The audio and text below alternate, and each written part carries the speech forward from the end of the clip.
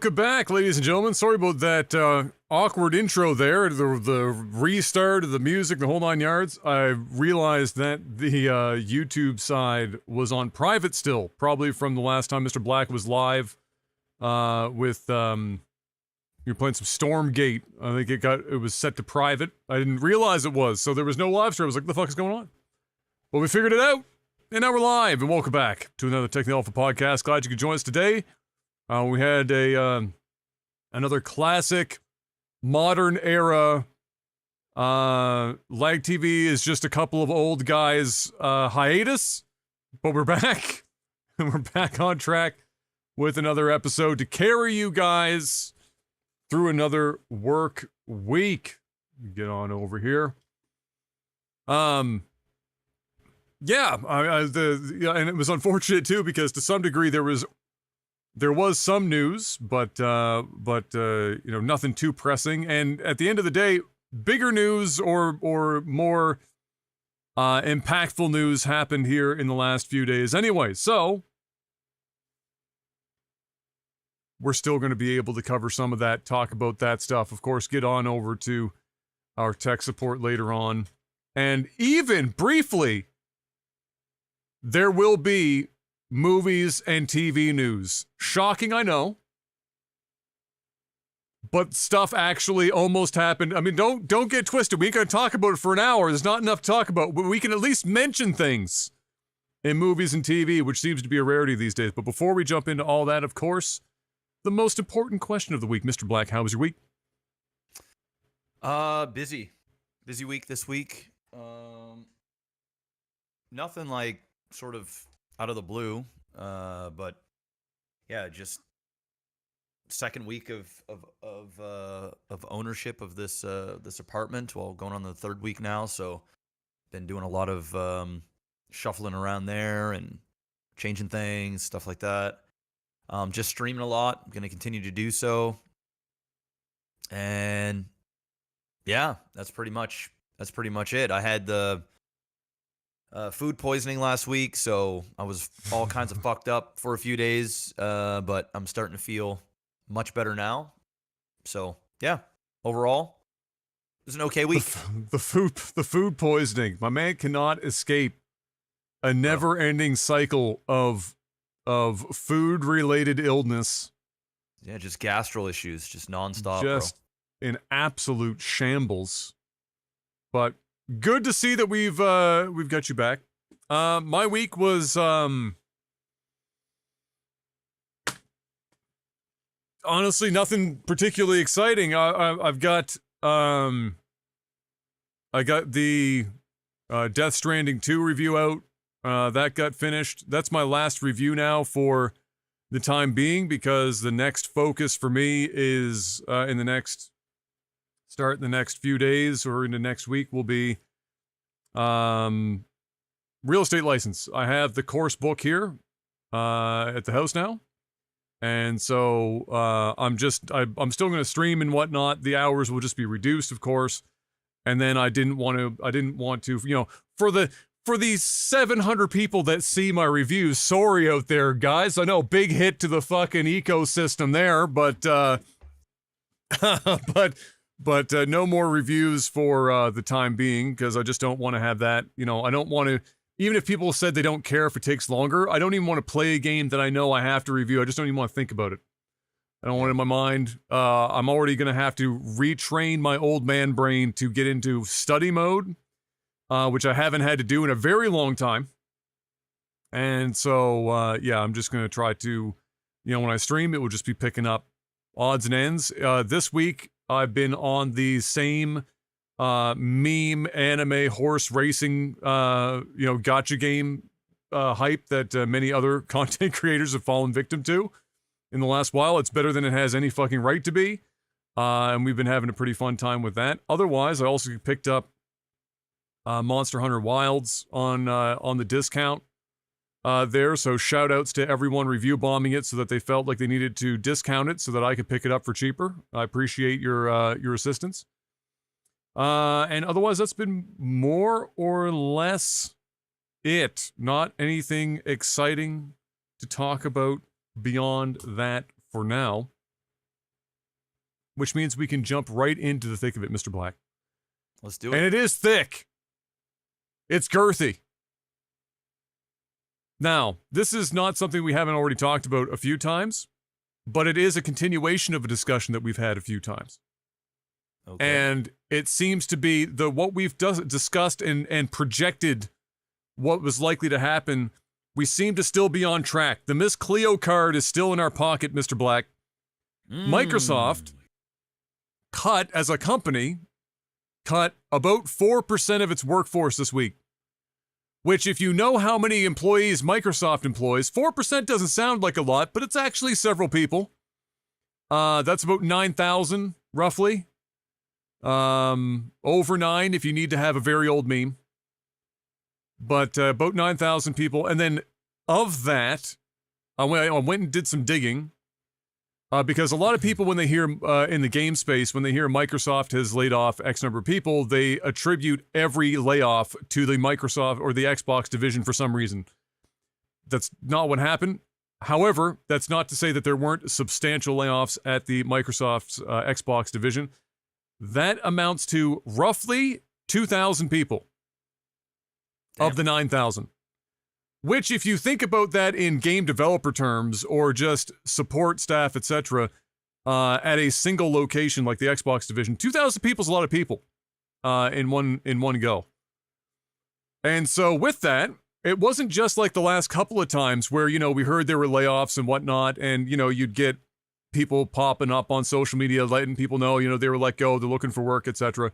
There were some bigger moves that happened with these layoffs this time around. For example, actually, you know what? Before I get into that, I do have the message that Phil Spencer sent out because, of course, it was leaked. And he knew it was going to get leaked. And so old Philly Spencer wrote this bitch not for the people that were getting fired. No. This was written for the shareholders because he knew that this thing was going to come out immediately. This shit didn't hit somebody's email inbox for 4 minutes. And it was already leaked to the masses, and so he wrote this very specific. He's learned his lesson, Mr. Black. He didn't, he might have fucked that up a few times. Shame, fool me once, shame on you, etc., etc. So the email reads: Today we are sharing decisions that will impact colleagues across our organization to position gaming for enduring success and allow us to focus on strategic growth areas. We will end or decrease work in certain areas of the business and follow Microsoft's lead in removing layers of management to increase agility and effectiveness. Out of respect for those impacted today, the specifics of today's notifications and any organizational shifts will be shared by your team leaders in the coming days, or by this message being leaked on social media immediately, whichever comes first. I recognize that these changes come at a time when we have more players. This is by the way, preface, this is the part for the shareholders, by the way. This is not for the people reading it, because the tone deaf level for people reading it who got laid off through the roof. This is for shareholders. I recognize that these changes come at a time when we have more players, games, and gaming hours than ever before. Our platform, hardware, and game roadmap have never looked stronger. The success we're seeing currently is based on tough decisions we've made previously. We must make choices now for continued success in the future years, and a key part of that strategy is the discipline to prioritize the strongest opportunities. We will protect what is thriving and concentrate effort on areas in the greatest potential while delivering on the expectations the company has for our business. This focused approach means we can deliver exceptional games and experiences for players for generations to come. And this goes on for a little while here, but it is more or less, the bottom part of this, I'll read the next paragraph because the bottom part is the one you've heard before, which is the HR is working directly with impacted employees, local severance, fucking yada, yada, yada, yada, yada, yada, yada. Prioritizing our opportunities is essential, but that does not lessen the significance of this moment. Simply put, we would not be where we are today without the time, energy, and creativity of those roles whose roles are impacted. These decisions are not a reflection of the talent, creativity, and dedication of those involved. Our momentum is not accidental. It is the result of years of dedicated effort from our teams. And then it gives you the boilerplate at the bottom. And then thank you to everyone who has shaped our culture, products, and our community. We will move forward with deep appreciation and respect for all those who have contributed to this journey. Phil's pouring one out for you all right now, and then immediately went and played video games like a half hour later because we can track him on his Xbox. So he pressed the send button, and then he immediately went to a game that was made by a developer that was impacted by these layoffs and started playing their last game, and that shit is cold. It is cold-blooded, bro. Cold-blooded, man. Cold-blooded. So, with that context, obviously that message was 90% for the shareholders, 10% for the people being laid off. So what were the impacts? Where did we feel this in the Xbox division? Well, first of all, remember back in the day when we first were getting to get a sense for what the game developers were calling quadruple A games. Whatever the fuck that means. Quadruple A. Okay. Remember, Xbox had the initiative. The initiative, for those of you who don't remember, this was several years ago now, was basically the Avengers of the video game development world. They were coming out, we got the best of the best. We poached people from the fucking top development houses from across the globe, and we stuck all those cooks in one kitchen, and we said, make some soup. And 7 years later, they made nothing. And unfortunately for them, that means that not only is Perfect Dark canceled outright, but the initiative is done. It's folded. Everyone's gone. Nobody remains. The house is closed. And so the initiative is gonzo. I don't want to know how much money they spent on the initiative and getting Perfect Dark up to this point. We've already talked about how they had to bring in Crystal Dynamics again to try to help with Perfect Dark because it was already faltering. But they shit the bed beyond belief. That whole thing, gone. ZeniMax and Bethesda apparently have been working on a new MMO for a long while. It was a game that the last time Phil Spencer visited the offices, he said it blew him away and he was very excited to see this game launch in the not too distant future. Phil was in there, his tits were getting blown off long before the Ozempic blew off his tits for him.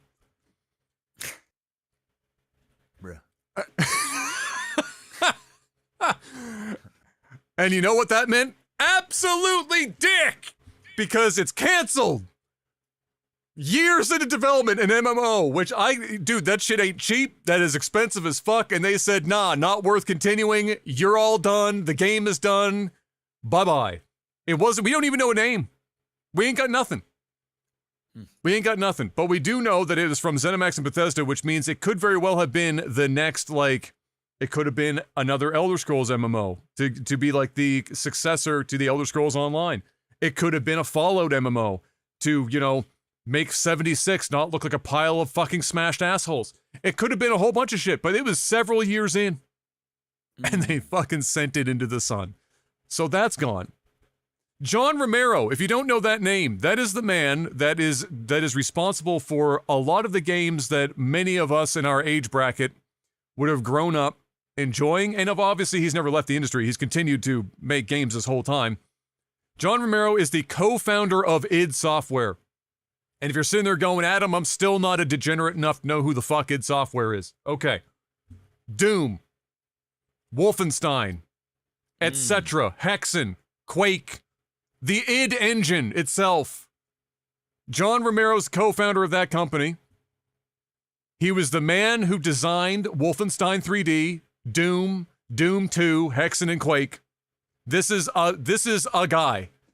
This is not somebody that you just write off immediately. If somebody knows how to make a game, he's on a short list of people that definitely know how to fucking make a video game. Except Microsoft said, no, you don't. And now we're pulling the funding from your shit. Get fucked. Rip. So they're currently looking for some avenue to like somebody else to fund because they were already relatively deep in on whatever game they were making at their company. And so they're looking now. To preface this, again, this is Romero's development studio. Romero is no longer at id. Romero is, I think, 57, 58. So he split off to make his own development house to make games that he just kind of wanted to make probably towards the end of his tenure in the business. And so, but if I had to take a guess, the odds of a Romero game being dog shit are remarkably fucking slim. Remarkably slim. Maybe not a game of the year, but the odds of it being shit, not high. Rare also hit with this shit. Everwild, which was their game that they had been developing for a good long time, and we've seen trailers for and whatnot. That's gone. Bye-bye.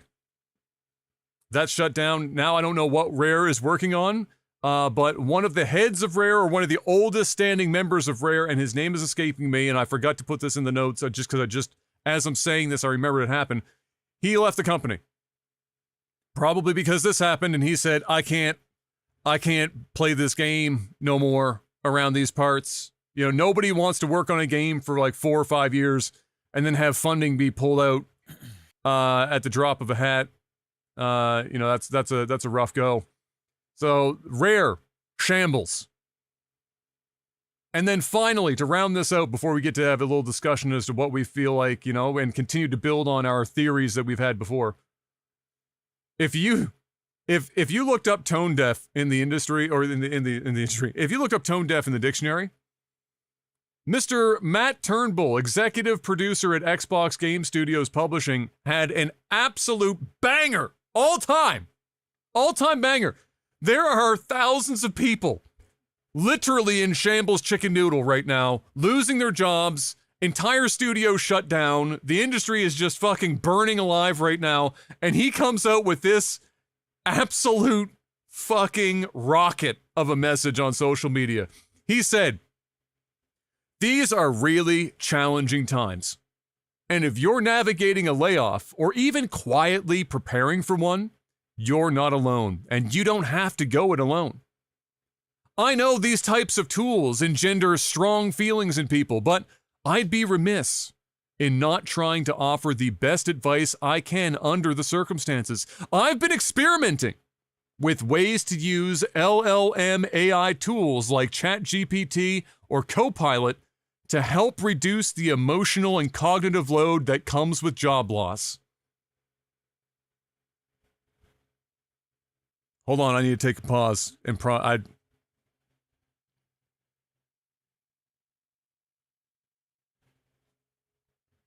Here are some prompt ideas and use cases that might help if you're feeling overwhelmed.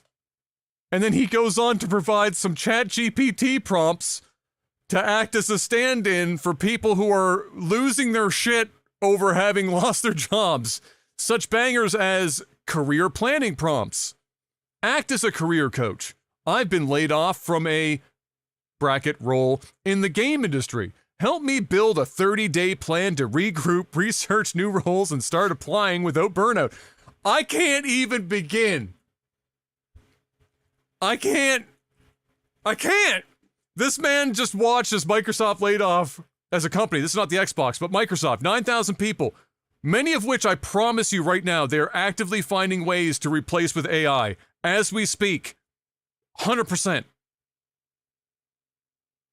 And the first thing this dude comes out and says is, guys, listen, are you emotionally fucking up shit's creek without a paddle right now? Have you been fucking 3/4 of the way down to fucking Texas Mickey? I got a fucking solution for you. ChatGPT will fucking be your therapist, your guide in life.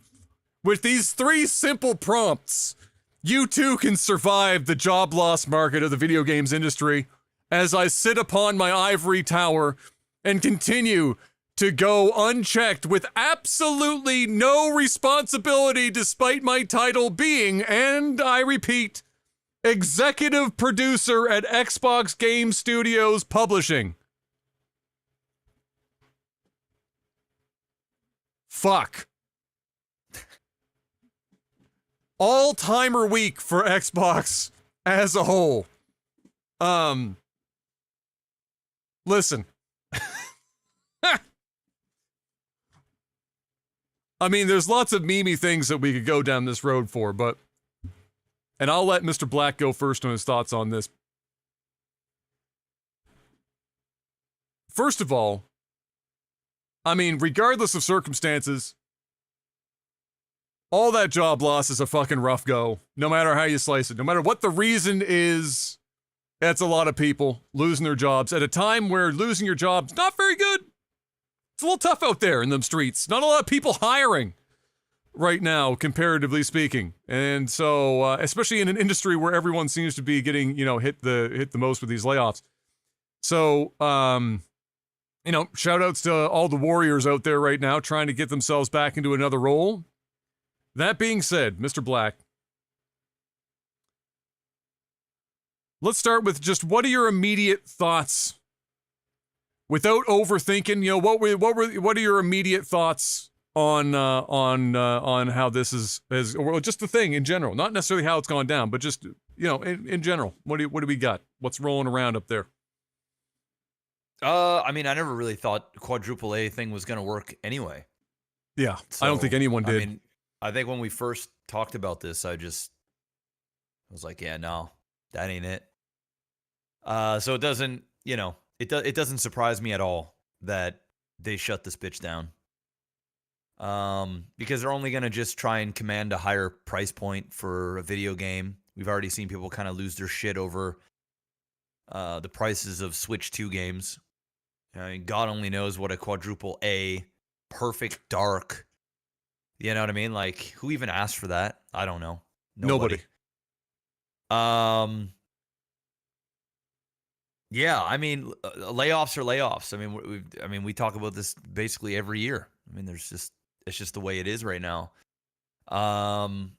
It sucks for the people that are affected. Yeah, Microsoft just seems to be in a bit of shambles right now.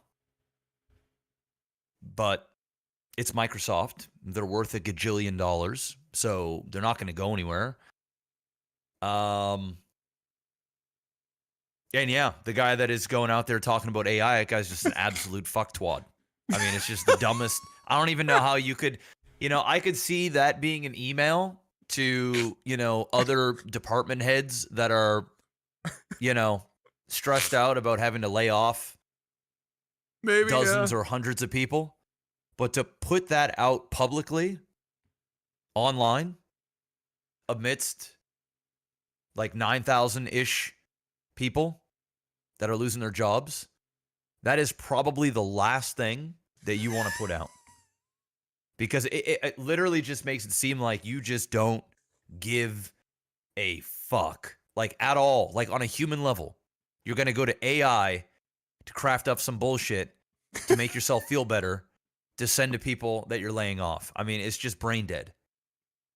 So, yeah, the whole segment there is just a bunch of brain dead shit. But hey, what can you do? So for me, I think there's a bunch of angles that I thought about, when this happened.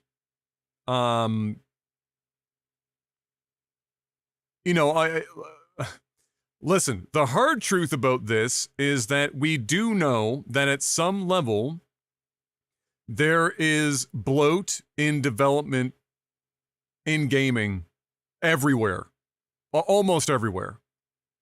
We just know this already. It's always going to sting when a company worth $3.5 trillion or whatever comes down and says, during a time where we're fucking hitting home runs, we got to get rid of some people that if you tallied up all of their salaries would be 0.03% of the C-suite that we currently still employ at the company. It's never going to feel good. And that's obviously where you're going to get a lot of knee-jerk reaction from it, is you have all this money, you can afford it, why are you getting rid of people?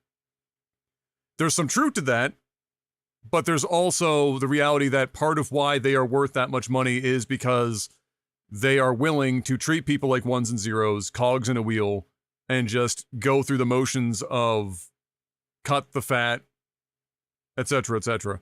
And that's not to say that the cuts that they, or where they choose to cut, is always good, but they're willing to do it anyway. And some of that is why they're worth as much as they are. That's the unfortunate reality of many companies at this point. That's how they operate. But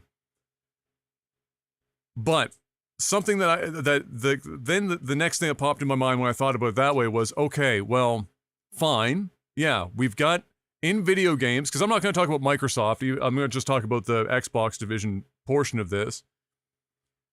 Although you could maybe extrapolate this idea to the Microsoft side.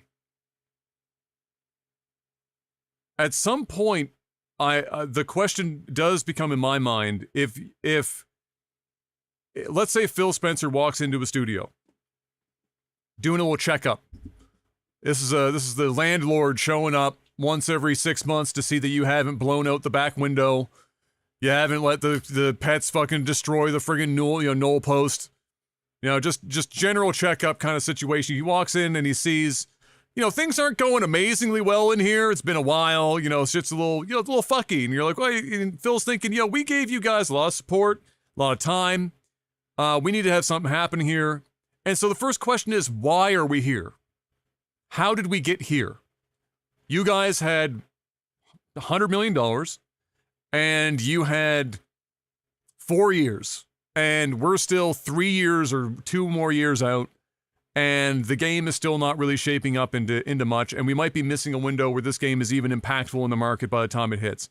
How did we get here? The odds that the answer to that question is the programmers, the artists, the what have yous, the responsibility load on them comparative to the people who are project managing, and otherwise, is small. It's not to say that you can't have bad programmers, bad artists, bad whatever. That can happen. But usually, it's because there's a whole bunch of middle management people who are muddying the decision-making process, and the teams are getting a bunch of cross communication. It slows everything down. Rarely is it if you're going to try to tell me that Concord, the $400 million meme fest that they shut down on day 2 and took 8 years of development trying to copy Overwatch. If you're telling me that Concord failed because they had bad programmers and artists, and it was the people leading the project for 8 years that had $400 million to work with, and that's the best that they could will their team to create. That's where I get a little wonky with it's not that the layoffs are happening. For me, it's who's getting laid off. And when you start going in and you imagine Satya Nadella going to Phil and saying, all right, so Phil, we're cutting 4% of Microsoft in general. And I'm going to each of the team leads and I'm saying, you got to go find 4% and get rid of it because we're doing it everywhere. When you start just saying a number like that, then it's how granular can we get with who is getting fired? And you can see some of that in here. That's good. The initiative, probably a good idea to fucking nip that in the bud before you spend another $200 million on Perfect Dark, because the only thing we saw was a small vertical slice in that fucking trailer, what I think was over a year ago now. And that was, of all the time they had, that's all they had. Fine. But you also don't want to lose the people that are good, so that you have to retrain a bunch of other fucking people coming in. But I do feel like when you get these, cut 4%, at some point, it's people get tired of actually trying to be accurate about the cuts and just start going, fuck it. We need to start hitting this number. Fuck it.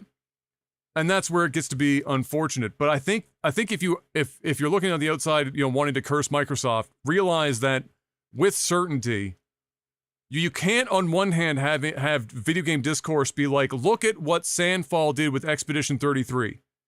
33 people plus a host of part-time Korean animators made that game in 4 years. You can't be like, you can't praise that and then shit on a game like Concord for having $400 million and 6 billion people working on it for 8 years and not realize that more of the industry is closer to Concord than it is to Expedition 33.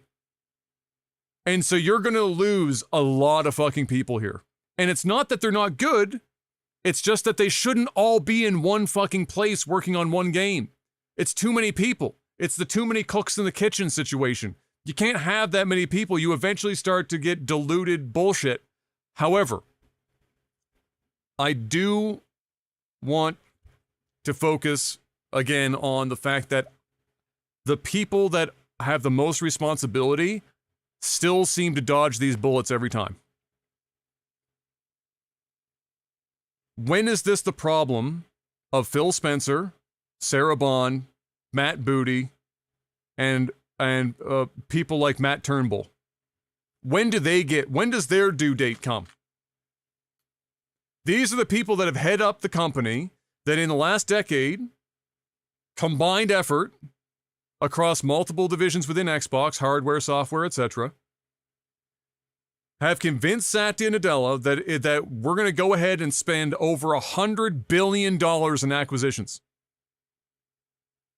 And then we're also going to create Game Pass to buy into, not only create a market, Blue Ocean, but buy into it to a point where our competitors can't follow us and just win by attrition and spend God knows how much money, even though Game Pass can make money and revenue in return.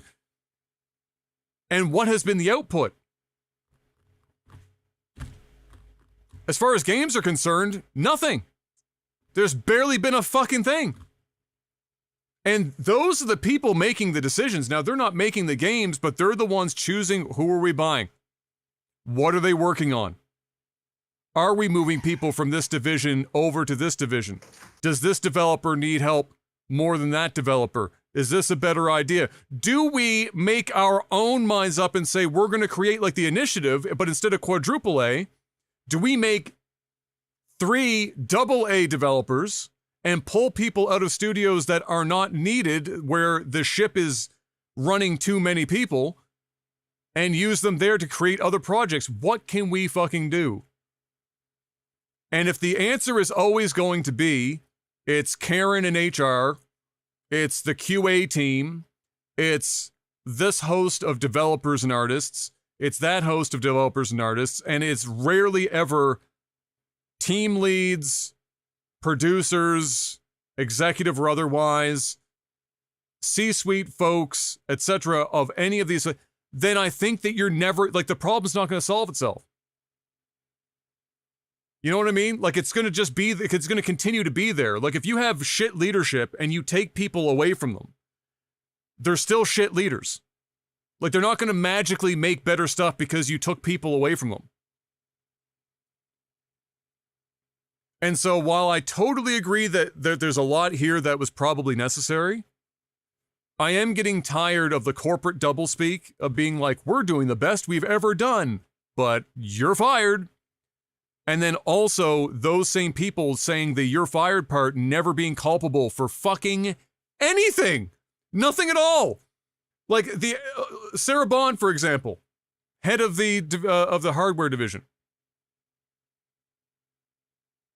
The Series X and S, to my knowledge, at best it's matching, but at worst it is underperforming that of the Xbox One for hardware sales to date in its lifespan. In terms of how many consoles did it sell from launch until now. And the Xbox One is considered one of the shittiest consoles ever fucking made. That was the Don Matrick, we almost nuked the entire fucking Xbox division era, and they're getting fucked out of it. But they don't want to leave entirely. They're still doing this like handheld shit. They're still making a new console that we both agree is probably just going to be more like a PC. So, like,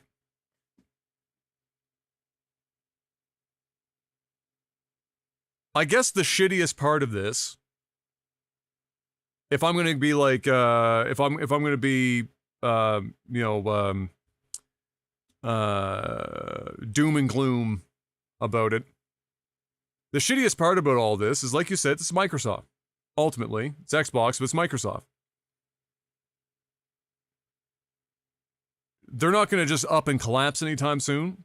And if Microsoft wants to continue to be in a position where they say, we're just going to keep buying people out, use none of their intellectual property, but that means that nobody else can use it either. Continue to push Game Pass to try to create this extra market external, the physical sales, run up the cost of our games so that it pushes more people to the Game Pass because they don't want to buy an individual game for $80, $90, and keep doing that at a loss or otherwise until the rest of the market has to follow us, and then we're in the pole position because we created it. If they want to do that and just mangle most of the industry while they do it, they can. That's the shittiest part. They have that much money. If they want to fuck the games industry up, they can choose to do that at any point. Just nuke the whole thing. The only savior in this situation, and I can't believe I'm about to say this, but it's stuff like Unreal Engine 5, which I hate with my soul for its optimizations. But the reality is, Unreal Engine 5 is so accessible,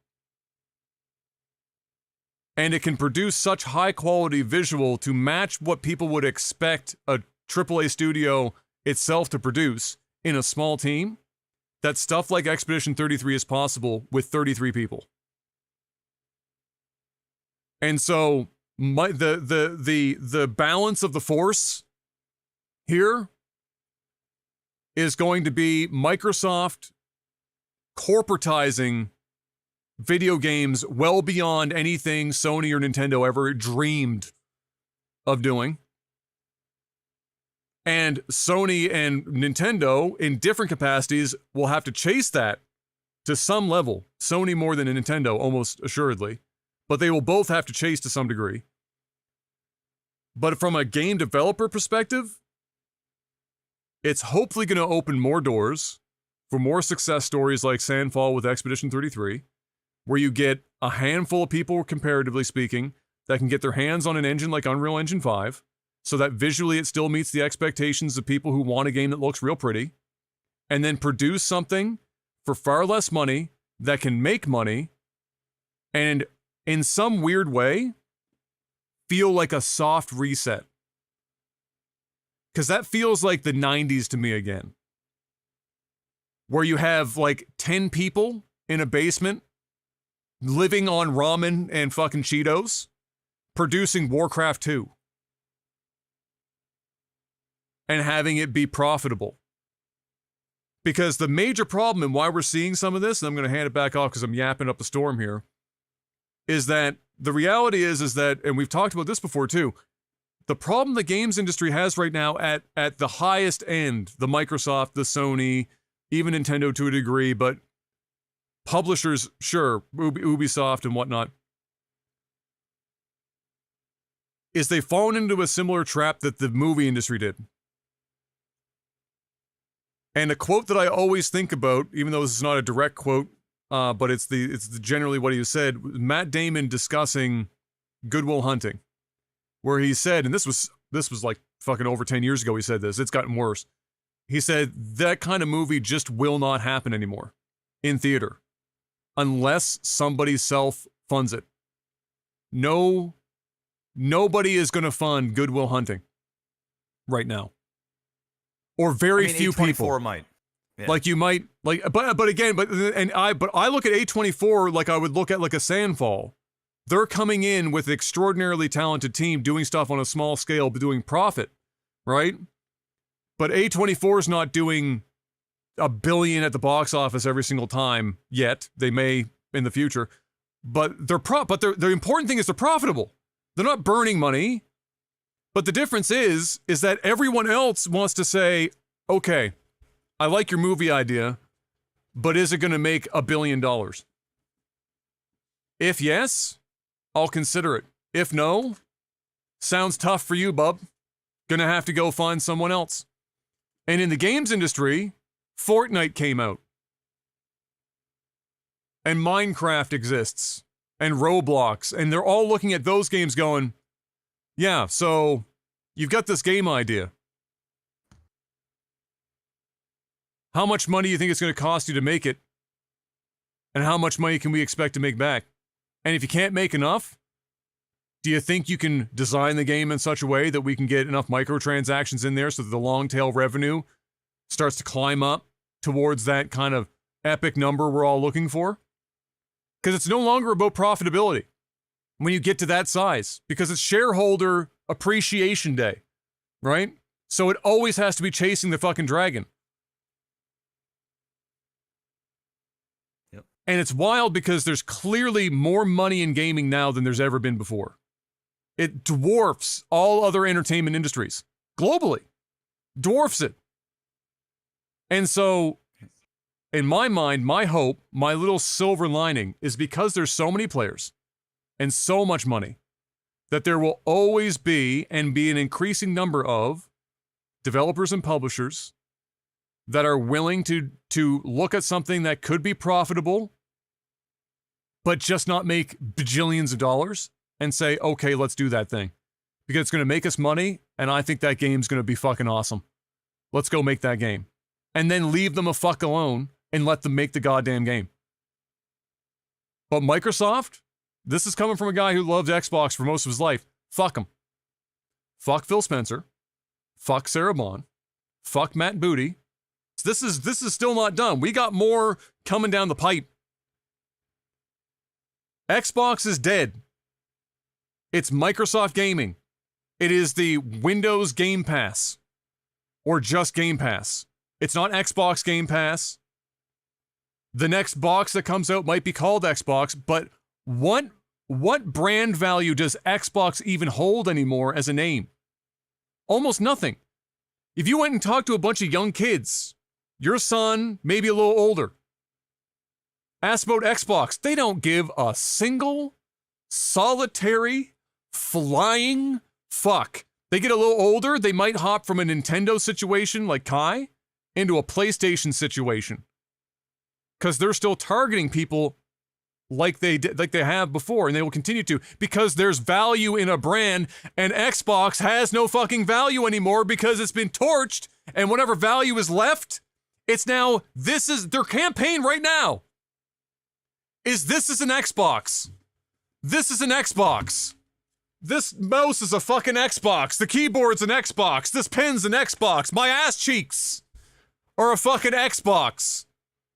So that whatever is left is now diluted into every fucking thing that you own that has a screen is an Xbox. They have systematically destroyed the value of their own name while positioning Microsoft to the fore. And so in the future, if you ever wanted to think about like some dystopian like video game future, Microsoft is the one. At this point, I had hopes like 9 years ago. Nah. Nope.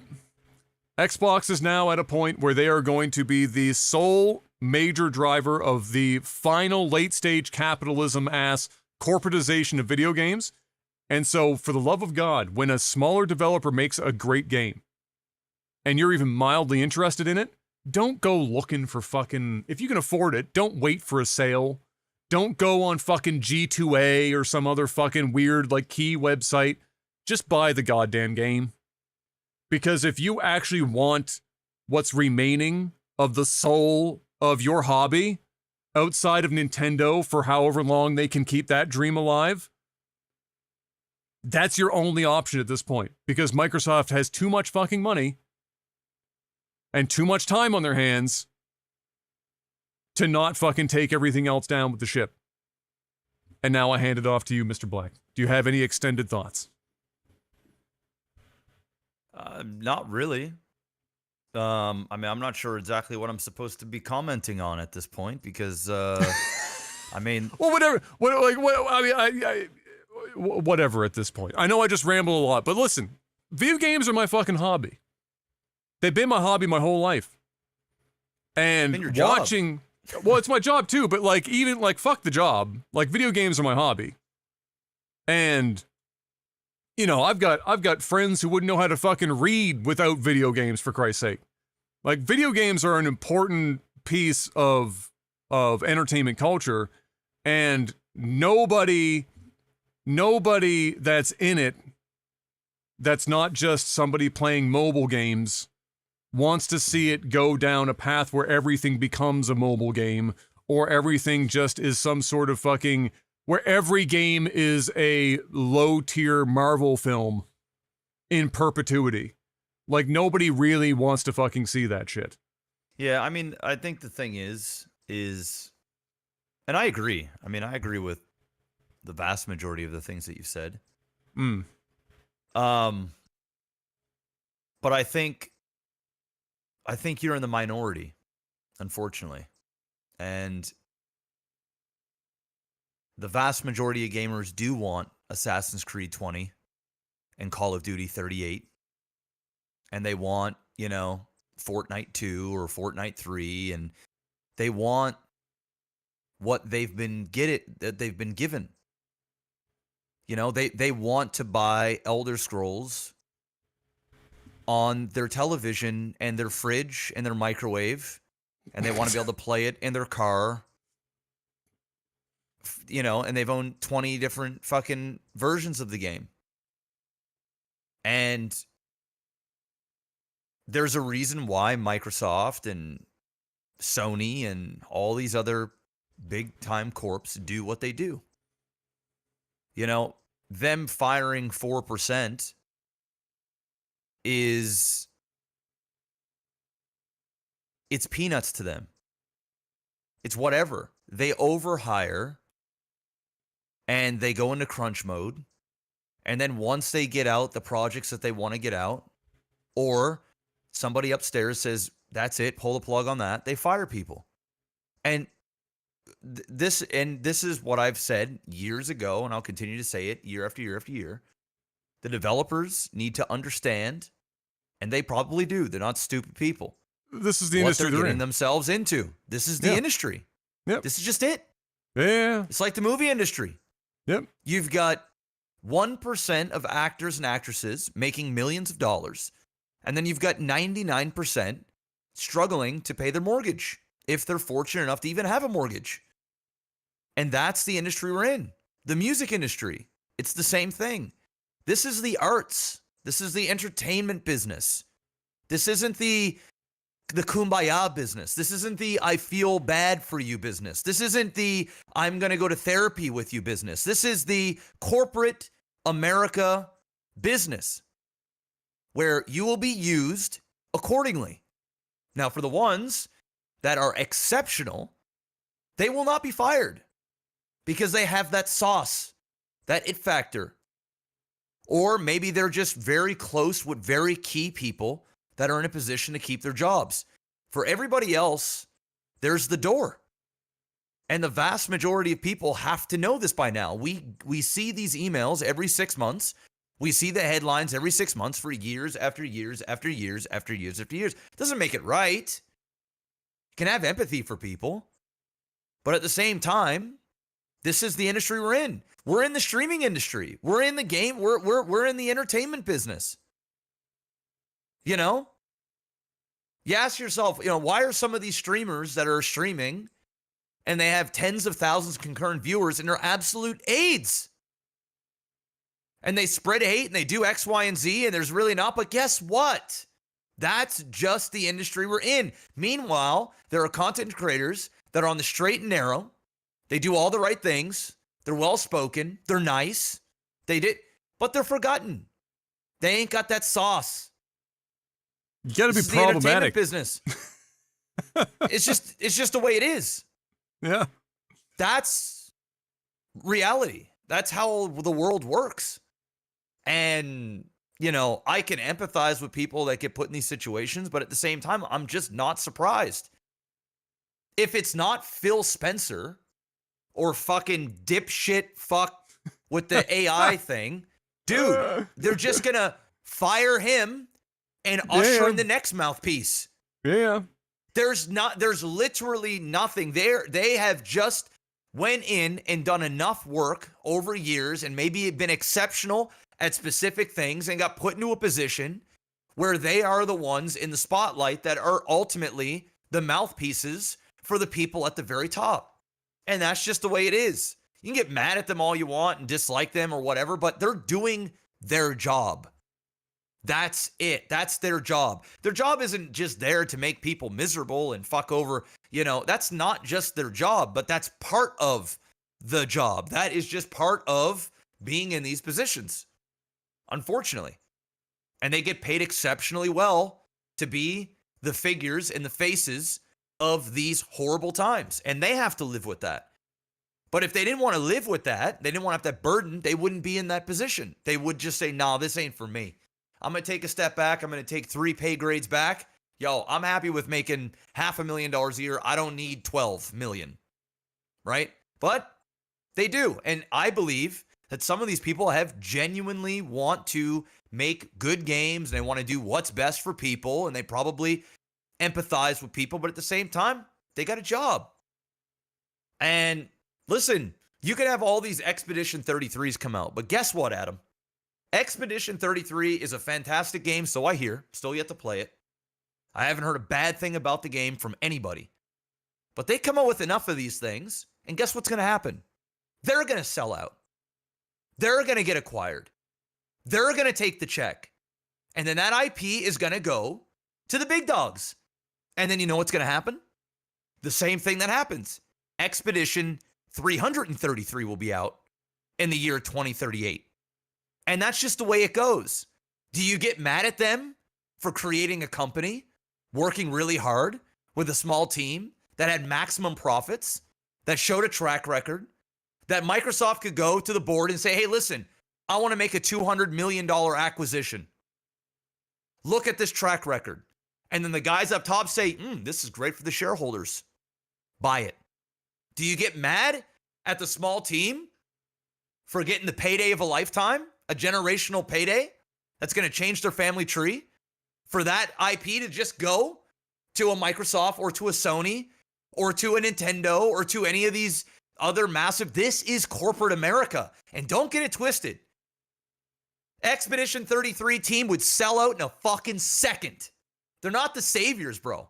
They're just a small team that didn't have the vice grips of the large corporation on their nutsack. But eventually they will. They keep making hits, and eventually it will happen. The same thing happened with Blizzard. The same thing happened with a bunch of these Microsoft IPs. This is just the way it is, and it happens in movies. Studios get bought up all the fucking time. Look at Amazon. They just bought up fucking Bond.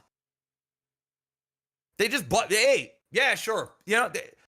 This is what happens. It happens in the music industry. You got all these corporations buying catalogs from all these artists. I own your masters now. Oh, I'm going to buy this label. I'm going to take this. I'm going to take that. This is just what happens. And unfortunately, if you're just a peon or an extra in a movie, or in this case, a small-time developer in a large corporation, and you're a tadpole in the ocean, you're getting eaten.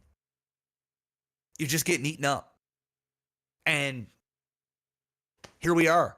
So personally, when I see these headlines, I don't get mad at Phil. I don't get I mean, listen to what that guy puts on social media. You can fucking chew him out for days. That's just dumb. But this is the industry that we're in. That's the industry that they chose. When you see a starving actor or an actress or a musician, they chose that life. They're in the arts.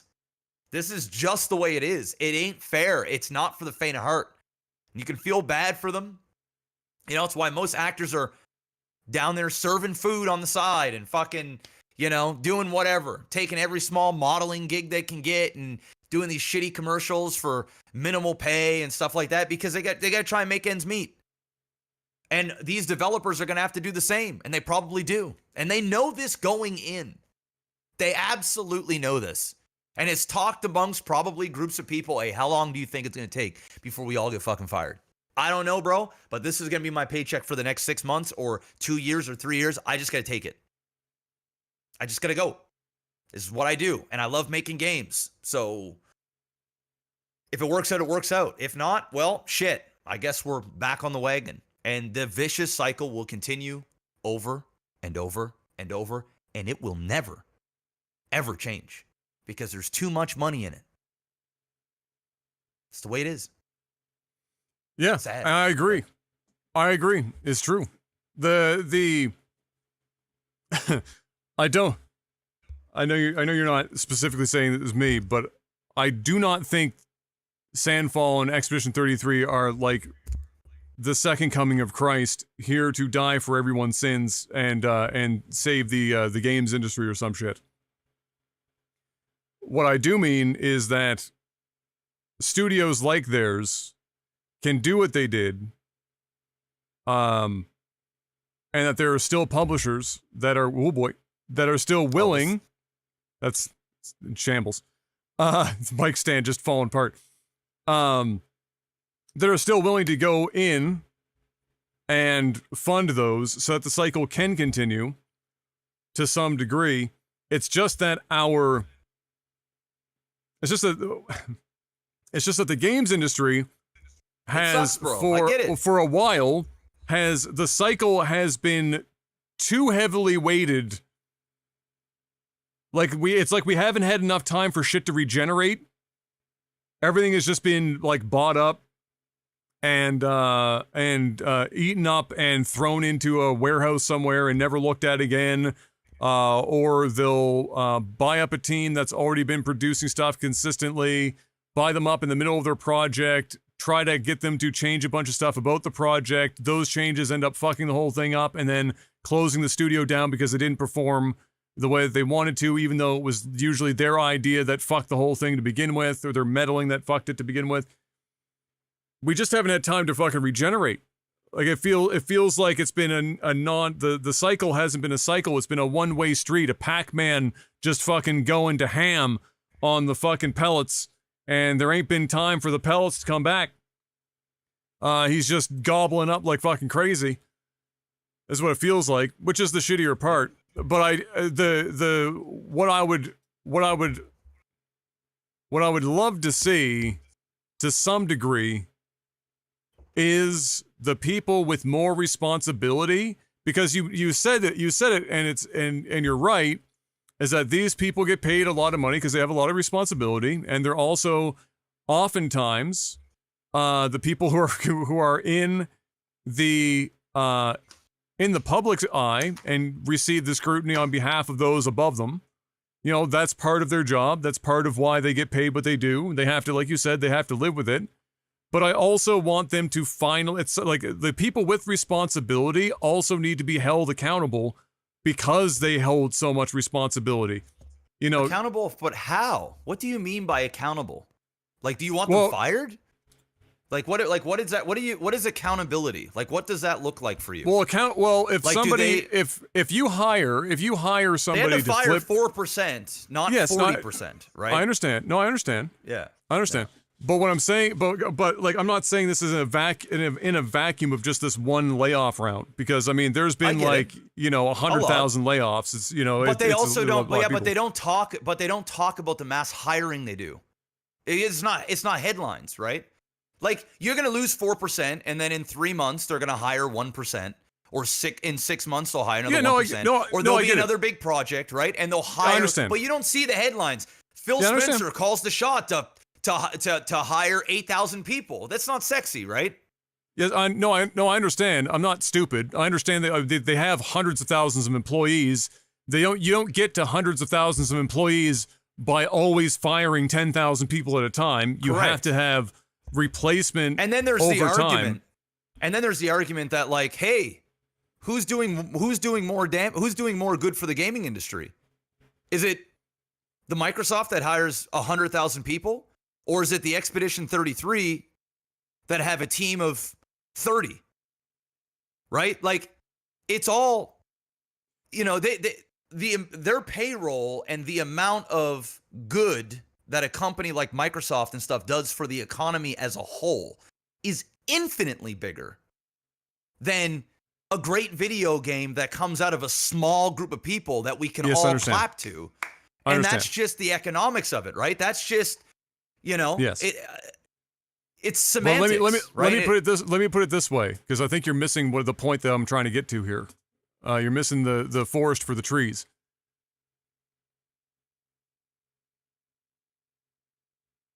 If the idea is that if one of these people with higher levels of responsibility that have had direct control over mergers, acquisitions, hirings and firings, project funding and defunding, etc., if the idea is if we fire them, well, they just get replaced by somebody else who continues to do the exact same thing with nothing changing, then Don Matrick would have never been fired. They would have left him there to continue doing what he did post Xbox One and just had him continue to be the head of Xbox. Because if his job is to just be there and be the fall guy every time somebody above him makes a bigger claim that needs to be done within the organization itself, and nothing that Don himself ever actually espoused or did within the company was impactful, he'd still be there. But he got fired. So at some point, there is culpability for these people. But what my concern is, to some degree, is that it seems to take, like, the amount of fuck up that needs to happen before. But is it a massive fuck up to them? Well, I'm not saying. Let me clarify this again. Let me clarify. When I'm saying fuck up, it's not the layoffs. The layoffs were not Phil Spencer specifically. I mean, but the acquisitions, right? Was it a fuck up? Yeah. Well, they haven't made any money back, like, at all. But maybe they don't want to. Maybe they had a whole bunch of money to burn and they said, hey, let's buy these up so that our competitors don't actually get these IPs, and it slows down them and doesn't allow them the ability to make great games that are going to compete against us.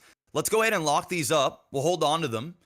And then if we get to making games for these IPs in 3 years, 5 years, 10 years, 20 years, then so be it. We have those options. But let's just go ahead and buy them. Like, it sucks for gamers that, like, really enjoy some of these IPs. But it might not actually be a fuck up on the back end. They might say, hey, listen, shit happens, right? And if you're a huge corporation like Microsoft, like you said, worth like trillions of dollars, like one of the maybe the second biggest market cap on the planet, like second or third. Yeah. Nvidia, right? I think, might beat them to 4 number trillion. One. Yeah. Yes. Nvidia number one, then maybe Apple, right? Yeah. So, like, to them, spending 10, 20, 30, 40 billion dollars is like you and I spending $5,000, right? Do we consider, like, you know, if I went to Las Vegas and I burned $3,000, right? I said, yeah, I'm going to Vegas with $3,000 and I burned $3,000. That is the equivalent of them burning 30 billion, maybe less. And for them, it's whatever. For the gamer, it might feel like a failure. Like, dude, what are you doing? Why'd you buy all this shit up? You're not fucking using it. We're like, dude, fuck you, man. We make what we just acquired in a week. You don't know what the fuck you're talking about. It looks like a failure, but we're so fucking big, dude. It's this $400 million to Microsoft isn't even a day's worth of revenue. It's, who gives a fuck? Put it on the loss column. Like, we'll write this off. Who gives, like, it sucks. We wanted this to work. Well, we got to hire several thousand people, and You know, got to help pay people's bills and stuff for 8 years. And yeah, it sucks. It's a Debbie Downer. We wanted it to succeed. But you know what? We got to flush it down the fucking toilet. $400 million gone. Yeah, it sucks. My bad. But to them, it's literally whatever. Now, if this was Expedition 33 and they had a budget of, say, $50 million and they got to the damn near finish line and they had to pull the plug, it's game over. Literally. Your studio is fucking done. And nobody in the right mind is gonna back you for it. If a real estate big corporation goes out and they own 50,000 units of real estate and they go and buy 500 unit apartment building that cost them $100 million in Manhattan. And some fucking law came out and it turns out that they don't have the permits to the right zoning. And now they got to basically bulldoze down that bitch and it's got to go down to like 20 units. And the whole fucking $100 million is, or the whatever it costs them, is gone. To them, it sucks, but it's like, dude, we've got all these other units. I mean, this is just hey, shit, for every grand slam we get, sometimes we just fucking strike out, and that's just the way it is. But to people from the outside looking in, it's astronomical numbers. It's like, I can't even comprehend this. This has got to be a fail. Why isn't the CEO of that company fucking thrown out into the lion's den? Well, because maybe they're still churning a huge profit for the company as a whole. And it was a hiccup here and a hiccup there. It just so happens that it's public, it's making headlines, they're using big numbers, and the media is running with it and whatnot. And these guys just keep going. They don't get paid tens of millions of dollars because they're failing the company. Trust me. If the company, it's like fucking what's her face, Kathleen Kennedy over at Disney. I mean, dude, how many fucking monstrosity of a failures has that lady fucking done for the company? Clearly, she's doing some good back there, and they're making money. So yes, I get what you're saying. Yeah, okay, yeah, go ahead. I get what you're saying, bro. I get what you're saying, but like, to them, it's small peanuts. But they're never going to come out and say these things because it's very unempathetic. It's very corporate. It's very capitalist. It's very like, hey, it is what it is. And to the everyday people, it turns them off because they can't conceptualize how big of a $3.5 trillion company is. It's like Elon Musk buying fucking Twitter for $50 or $40 billion. And to him, that's a fucking fart in the wind. It's like, dude, if Microsoft, if they want to go and burn $400 million on a game, or they want to fucking go and do this RPG, this new big thing, and dude, to them, they're like, right, put it in the fucking L column. It ain't the first L we're getting all this year. But believe you me, we're fucking churning profits. Have you seen that stock?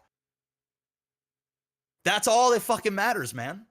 The endless printing of money and the endless consumption of dollars.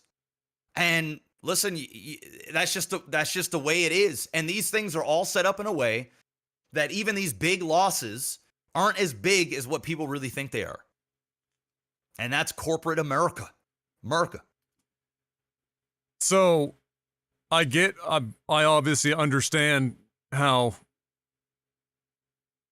corporations work, and I'm not even trying to talk about this at like a scale. It's not a conflation of like I can spend $20 at Tim Hortons and that's sort of scale that up to whatever the fuck the Starbucks order is for Satya and Nadella. I'm not confusing the scale of the dollar amount.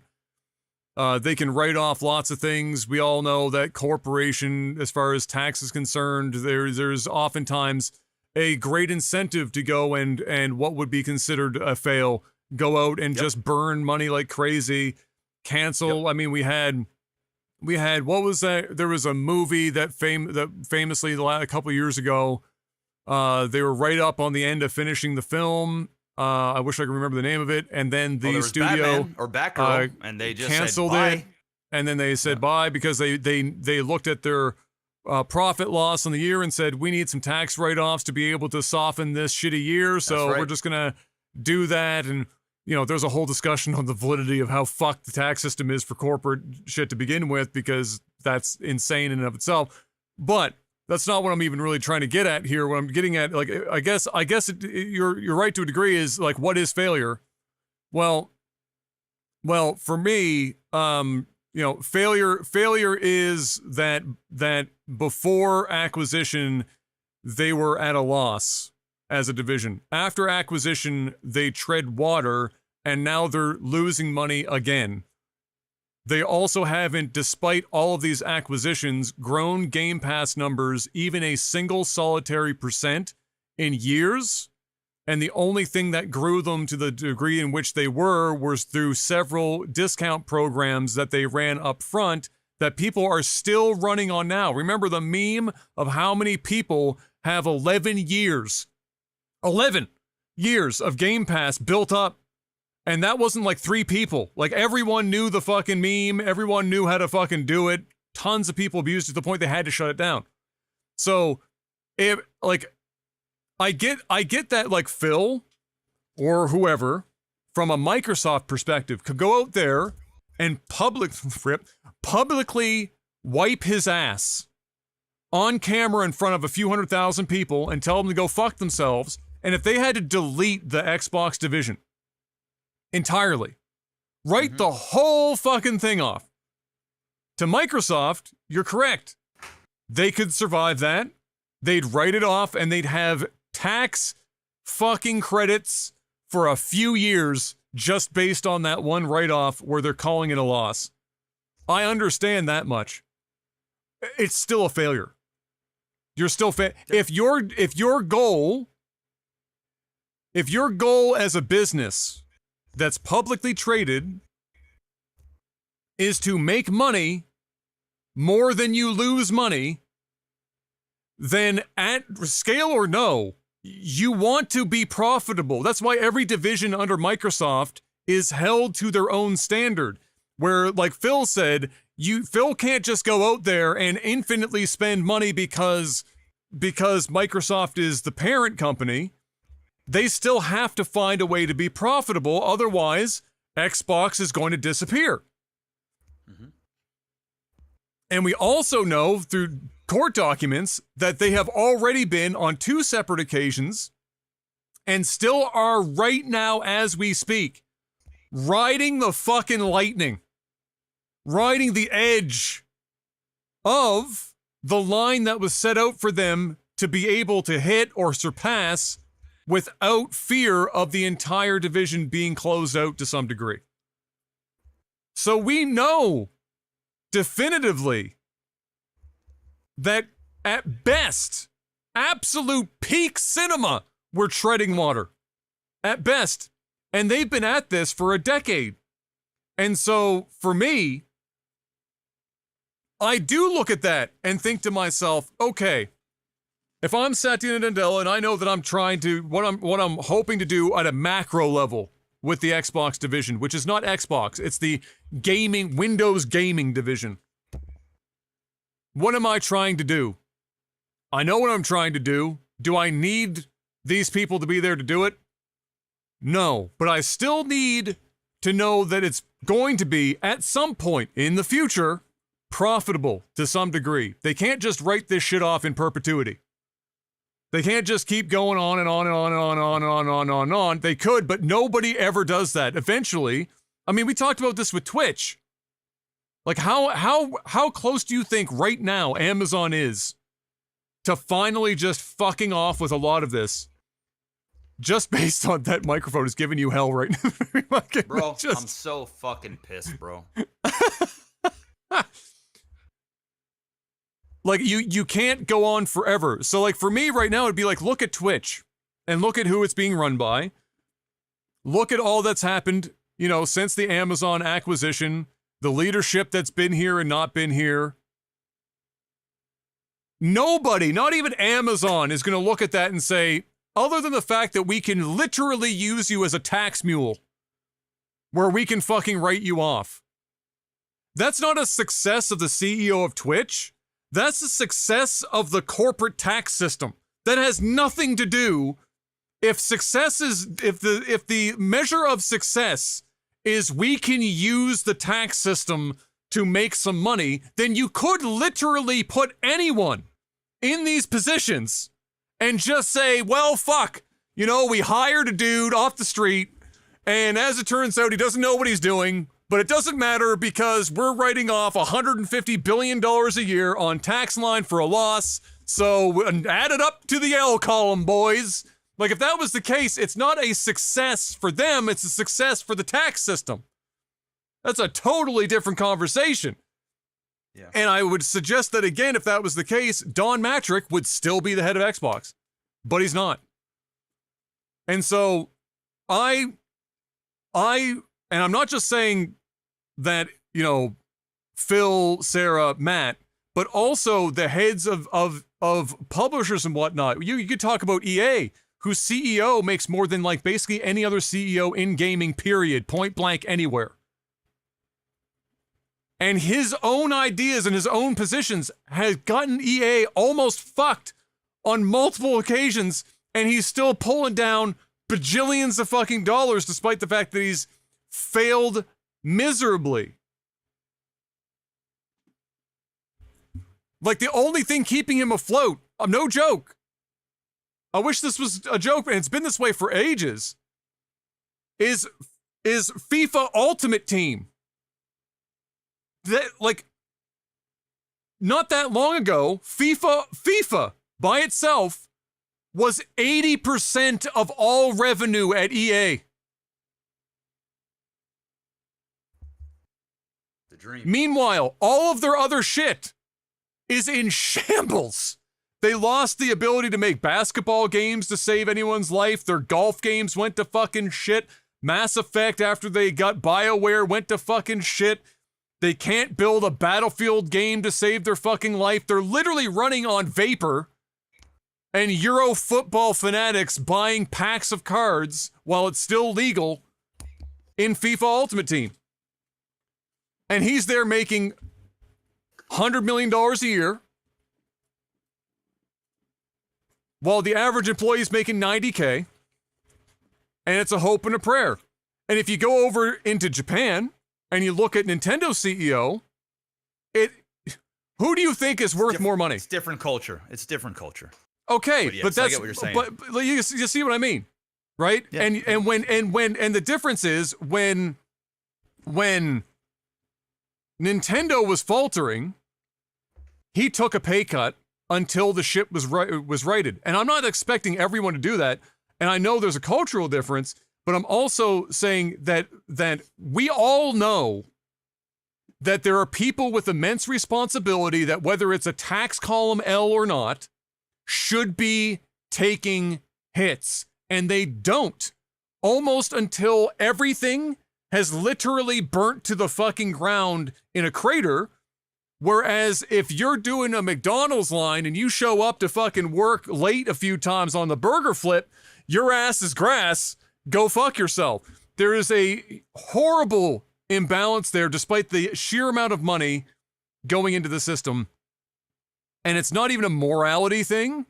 It is, if somebody is making the argument about it being about the bottom line, then, like, if you and I had a conversation about Star Wars, Kathleen Kennedy, we had multiple times, like you brought her up, Kathleen Kennedy.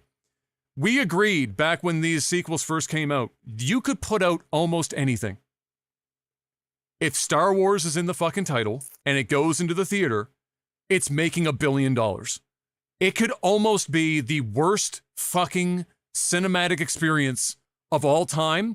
And if there's lightsaber battles and you manage to get Mark Hamill on screen again, that shit is making $1 billion. And goddamn, did that happen. Mark Hamill got on screen and drank green titty milk and threw his lightsaber away, and it pulled down $1 billion fucking dollars, and they did that with the next two movies. But we also sat down and said, when we first talked about it, Can you imagine how much more could have been made if the movies were also not ass? Because they trended down. And we watched, because we know, and this is why Kathleen was under fire, not just from us, but also Disney, was the line was no longer doing this the way that it was. And she was the one at the very top pulling just about every string imaginable. She's put the nepotism that woman managed to cram into Star Wars was real. And so that's what I'm talking about, is that if we're talking about failure, I'm not talking about tax code success. I'm not talking about a company's ability to write off a loss as a success in the grand scheme of things. Like, we're worth $3.5 trillion. We can write down $150 billion in tax. It's fine. Phil's still doing a good job. Because that's not a success for Xbox. That's a success for the tax system. And so I'm waiting for that day to finally come at some point in time. It's probably never going to happen. But it is, and it's true, the most unsatisfying thing ever. It is what it is. Go out there. But that's also why I'm happy that even to the degree in which it will always result, and I agree, at some point in the future, something like an Expedition 33 comes along, and then somebody comes and makes an offer they can't refuse, and then the cycle begins anew. My hope is that at least for some period of time, we can get a little bit of a fucking regenerative process here where we have more of that and less of the buyout, because as we're seeing in the industry right now, you only take so many $400 million L's before you can't take any more $400 million L's. And everything starts fucking falling to pieces. Maybe Microsoft can weather that with Xbox. Sony ain't fucking surviving that shit. Concord almost fucking killed them. Final Fantasy XIV almost fucking killed them. Final Fantasy VII Rebirth remake into Rebirth has almost fucking killed them. And now Final Fantasy XIV's not doing a good enough job to make up for the fact that Rebirth sold 1/3 that of Remake. I don't think they're looking at that going, oh, it's another L for the column on the tax filings, boys. That's a fail. And somebody's going to eat it. Now, it's a Japanese company, which means it's probably going to be the heads that eat it before the people below. But over here, it's right. You're right. You're 100% correct. Over here, corporate America. Corporate America, where it ain't ever the people making the decisions. You know, if you asked me to answer the question from earlier, do I think that they're there because they're not doing good for the company? A lot of the time, I think it's relatively obvious, to me anyway, when they are and when they're just fucking meeting barely, holding on for dear life, or failing and then failing up. We talked about CEOs failing upward all the time. Matrick went on to be another CEO of another company after he almost destroyed the Xbox division. You get in corporate America, you get to that level, and you could literally shit the bed beyond belief and walk into another fucking CEO position. Whereas anyone else, if they failed, like, whether you're looking at it at a scale of how much do you have to fail at this level of the company versus this level of the company, doesn't matter. Your ass is grass. Your shit is gone. You're done so. So, I think that some of this, in all honesty, in all seriousness, is just a symptom of where the economy is in general right now. Where we're min-maxing this shit like World of Warcraft players. We've got you name them, basically 3 or 4 companies that hold the vast majority of everything all at once. Globally. Right now. And it seems to be accelerating at the rate because you get trillions of dollars and, well, people don't even know what $1 trillion is. Like, it's funny money. We've skipped the billionaire club into the trillionaire market to the point where nobody even knows what that is. $1 trillion is so much fucking goddamn money. It's actually insane. You can't even think, your brain can barely even conceptualize what that. You'd have to start looking at a planetary fucking scale to understand what the difference is between $100 million and $1 trillion. And so I think some of it is obviously that. And for my own fucking sanity, I just have to believe that as there continues to be that much money in the game and that much skin in the game, at some point, somebody will fail in a way that the tax line can't save, and there will be some level of a reset. I think we are seeing that in games right now. I think that's why we're seeing so much of the small stuff come up here and do big numbers. But just as a question for you, individually, I know, like, outside of corporate, I know you'll probably say yes to this anyway. But if you know that you can make a game or make a product, anything, and you can make, after everyone's paid, everything is done clear. We're talking clear profit.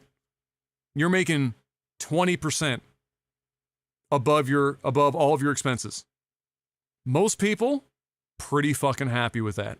If you can do 10 to 20% profit, that's good shit. The problem is they're not looking for that. They want 80. They want 90. They're looking to double on the profit line. They want numbers that just don't even fucking exist. And this is kind of what you get in the result of. And it fucking blows. It fucking sucks some balls. And we went down a way different road than that. But at the end of the day, you know what? Again, to reiterate, I actually think some of this shit was necessary. Not all of it, but you can't go into the initiative with 7 years and all the money and come out with a single vertical slice trailer for Perfect Dark. I'm sorry, you can't do that shit. You can't. You gotta go. You have got to go. And that is the hard reality of that. You can't just keep that shit going. He will go, but it's all about timing. Somewhere else. But it's also all about timing, right? Because, you know, if you fire ahead right now and you put somebody else in there, you're setting them up for failure. So you almost have to allow this individual to go down with the ship. If the ship is I'm saying the down, initiative, not Phil. The initiative. That was the Perfect Dark team specifically. Okay. Well, then yeah.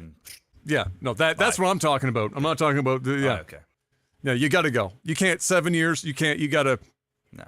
Yeah. You got to have something going. You got to have it going. Anyway, it's a good thing that was the majority of what we have. Quick news, Mr. Black. Stop killing games. If you've heard about that, we probably talked about it before, but I'll just briefly mention it hit its goal and then some, which is good news. Now, whether or not it will actually precipitate into anything beyond that, hard to say, but it gets the ball moving over there on the other side of the pond.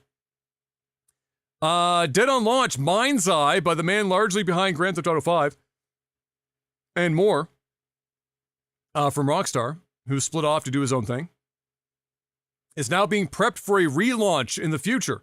Apparently, Leslie Benzies, that's the guy's name, of course, believes that the game's state and poor reception is due to sabotage from outside the company somehow.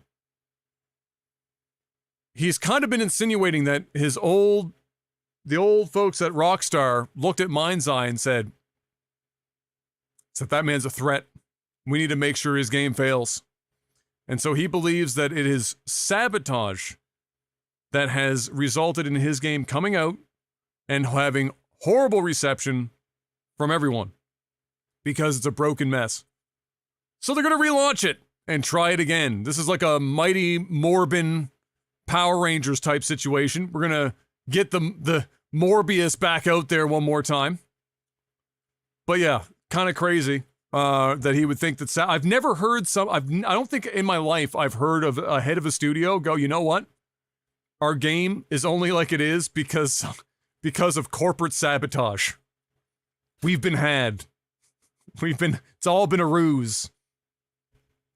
Speaking of a ruse, Star Citizen now has a referral program. Yes!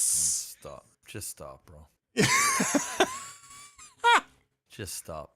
I mean, hey, if you want to get rich, just be the top referral person in Star Citizen, man. The kickbacks on those purchases have probably, I mean, dude, you gonna be the number one referral person? You're a multi-millionaire. That simple. Fucking Star Citizen, man. Wow. I'm just, you know what the best part about it is, though? One of the rewards for the referral program when you start hitting the tippity top is a ship, of course. Because, of course, it's a ship. The ship doesn't exist yet. It's still in production. Oh, no. They didn't even pick an existing ship. They're like, you're going to get rewarded. It's not done yet, but it's coming. Oh, man. That ship is on the way. Yeah. 800 million, Godspeed. by the way. 800 million now. Godspeed.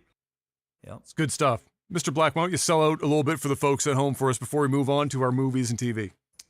Patreon.com/lagtv. Head on over there. Support the podcast directly.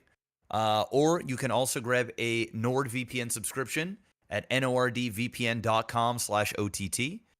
Stay safe, stay anonymous on the internet. Watch different regions of Netflix and other streaming services at the click of a button. Plus, guys, 30-day money-back guarantee. If you don't like the service for any reason within 30 days, get your money back in full. Plus, right now, when you get that subscription, you're getting 74% off, 4 extra months, and a $20 Amazon gift card on top, which is just going to bring down your monthly average even further. Guys, Bezos bucks. It's that time. Go and check them out. It's a great way to support us, great way to support the sponsor, and more importantly, have yourself some anonymity on the internet. Everybody needs a VPN, man. It's 2025. 1 in 3 households have a VPN. You can use it for a whole variety of things. And, you know, they also have threat protection, which just runs on the desktop of your PC in the background without even being on a VPN itself.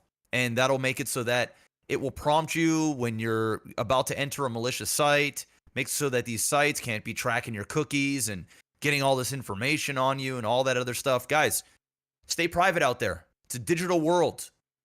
So stay safe, stay anonymous, and do it with NordVPN. Again, link in the description below. And if you get a subscription, email us at lifesaglitchtv@gmail.com, take a screenshot, and send in a StarCraft replay of your choice under 30 minutes, and we'll guaranteed cast it on the following week of casts. Little something extra. That's it. And we did one today that was... Oh. It's a good thing it was a Nordcast. Because, oh my. Mr. Black, it's now time for... Movies and TV. We actually have a couple of things to talk about. Very brief. None of them are particularly long, but something. Scarlett Johansson is now the highest grossing actor of all time at the global box office. She's still being bested by, I think, Samuel L. and maybe Robert domestically. But global, and she's not even that far behind, honestly. I think it's like really, really not a huge gap there. But globally, she is now the all-time highest grossing actor. And this, of course, is off the back of the latest... Marvel. No. It's well, all Marvel. Marvel, Jurassic yes. Park, but Jurassic yes. Park. This is the one, in terms of like her going over the edge. Jurassic Park. Because I think Jurassic Park is now at like 400 million or something like that so far. Listen, I'm gonna say this. I mean, kudos to her. Okay. Yeah. But every major movie that she's in, that box office ain't changing if she's in the movie or not in the movie. Probably. Period. Oh, it's not even probably. You could substitute any actress to put in as Black Widow. And the Marvel movies are making the same amount of cash. Ain't nobody going to the movie theater to watch Scarlett Johansson. I mean, she looks good in the suit. That helps. I mean, she looks great in the suit. Listen, I don't want to I'm not trying to knock down her achievement. And she's not a bad actor. She's okay. It's off the backs of massive IPs. It's not off the backs of her stardom. And let's be real here, Jurassic World or Jurassic Park or whatever it's called, it's the dinosaurs that are selling. It's not her. Which is why she's in it totally phoning it in, because why would you put any effort? You know the rule. She said the reason why she wanted to do Jurassic is because she's always been a big fan of Jurassic Park and her kids love Jurassic Park, so she wanted to be in Jurassic Park. So fair enough. Cool. But you want to talk about like real movie stars, right? Like Tom Cruise is definitely on that list, and he ain't in any Marvel movies. I mean, there's not that many Right? movie He ain't- stars anymore anyway. Like, there's a very Yes, I know, short yeah. list. There's like, exactly. Like there's, I don't put her like it's and look at Zoe, the girl there that's also in Marvels that plays Gamora, and she's also in the Oh, yes. Avatars. She's Yeah. up there too, but it's because you're in Avatar. I mean, Avatar is like making $2.5 billion a film, and they're about to make another couple billion. Apparently, the next Avatar is you're going to be on like the Fire Tribe, and it's supposed to be fucking nuts. So, like, dude, that shit's going to make billions of dollars as well. And then there's going to be Avatar 4, which is going to make billions of dollars. There's going to be Avatar 5, going to make billions of dollars. And she's going to be number one, right? But it's not because people are going to the fucking movie theater to see specifically her. She might be good in the movie, but like, it's Yeah. the movies. Yeah, you know what yeah, I mean? Like, you know, James Cameron Yeah. is the differentiator, is the real star. It's not the actors, you know, that are in their blue suits. Who do you think, other than Tom, who do you think people are still going to a theater specifically to see? I mean, Tom Cruise. I think Will Smith. People still go to the movie theater and see Will Smith, even after the whole debacle. Denzel Washington, Keanu Reeves. People are going to see his movies, depending on the film, of course. And you could say that really about any of these actors, but I mean, Tom Cruise is like the movie star. I think Brad Pitt. Yeah. You know, there's still movie stars out there.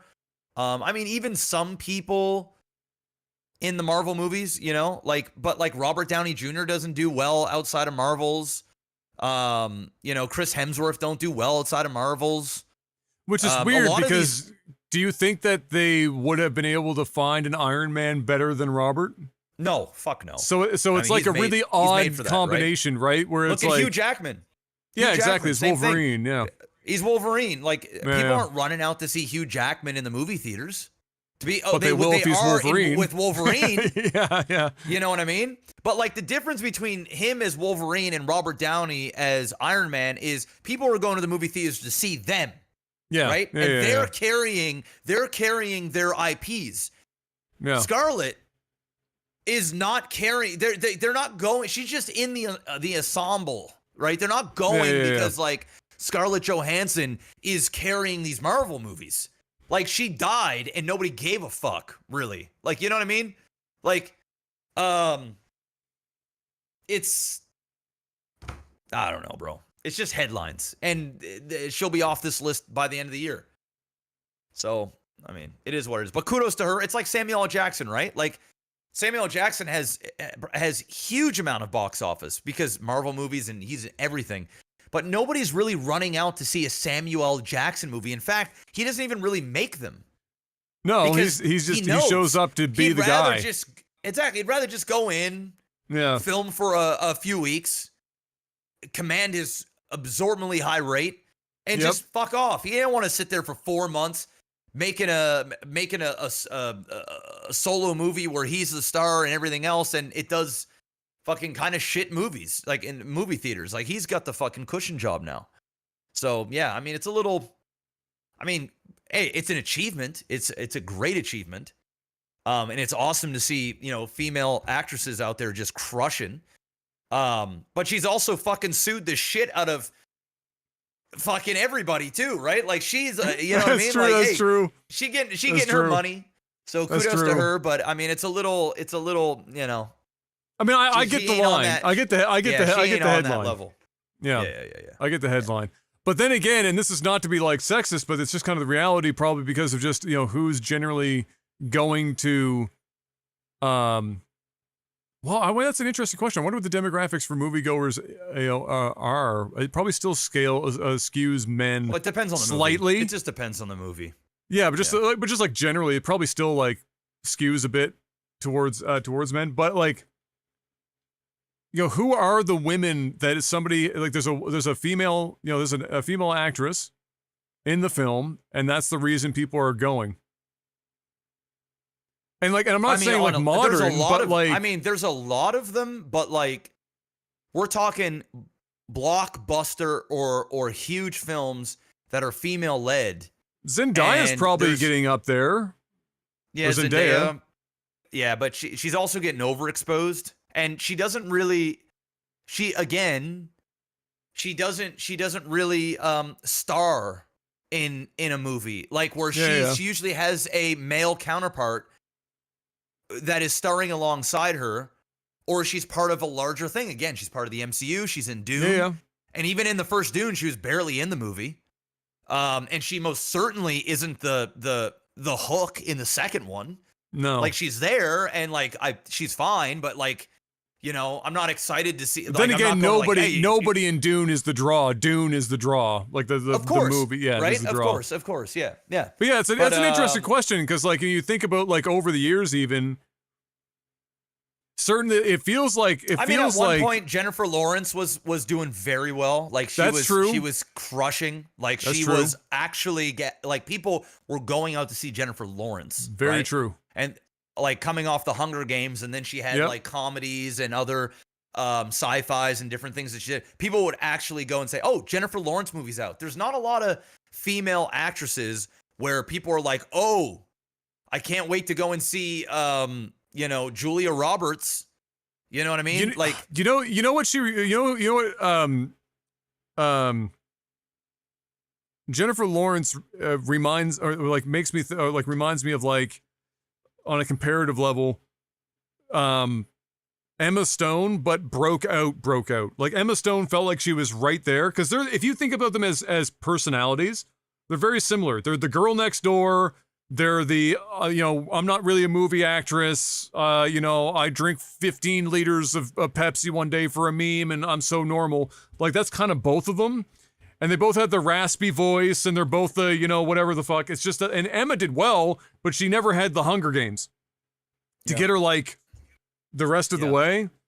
But so it's true. I mean, Jennifer Lawrence, she also played Mystique as well, like in the X-Men. Yes. Like, she had some big fucking roles, and she unfortunately got in some of the worst X-Men movies. Unfortunately, yeah, but she was always good in them, right? Yes, she was. Even though the movies were bad, you enjoyed what she was doing, right? So no, she did a good job. I don't want to like shit on fucking Scarlett Johansson's parade. No. But I mean, it's just a headline. That's all that is. Like she ain't. You could delete her from 80% of the films she was in, and that movie is doing the exact same amount of money.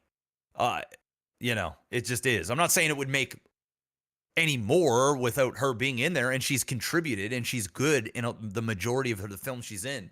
But no, you ain't taking credit for Endgame's box office. You ain't taking credit for the Avengers box office and stuff like that, right? Like you take a look at her solo film or whatever that came out on Disney Plus and shit. That shit was ass. Like nobody want to fucking see the Black Widow movies. It's like Hawkeye. It's like nobody want to fucking see Jeremy Renner solo film. Nobody asking for that shit, right? Like, I mean, maybe there's like a few diehard, Black Widow fans or whatever that will watch it and enjoy it, but I mean the masses like yeah, true enough. Cyberpunk Edge Runners 2 is in production. That's got a lot of people excited. The first one was really well done.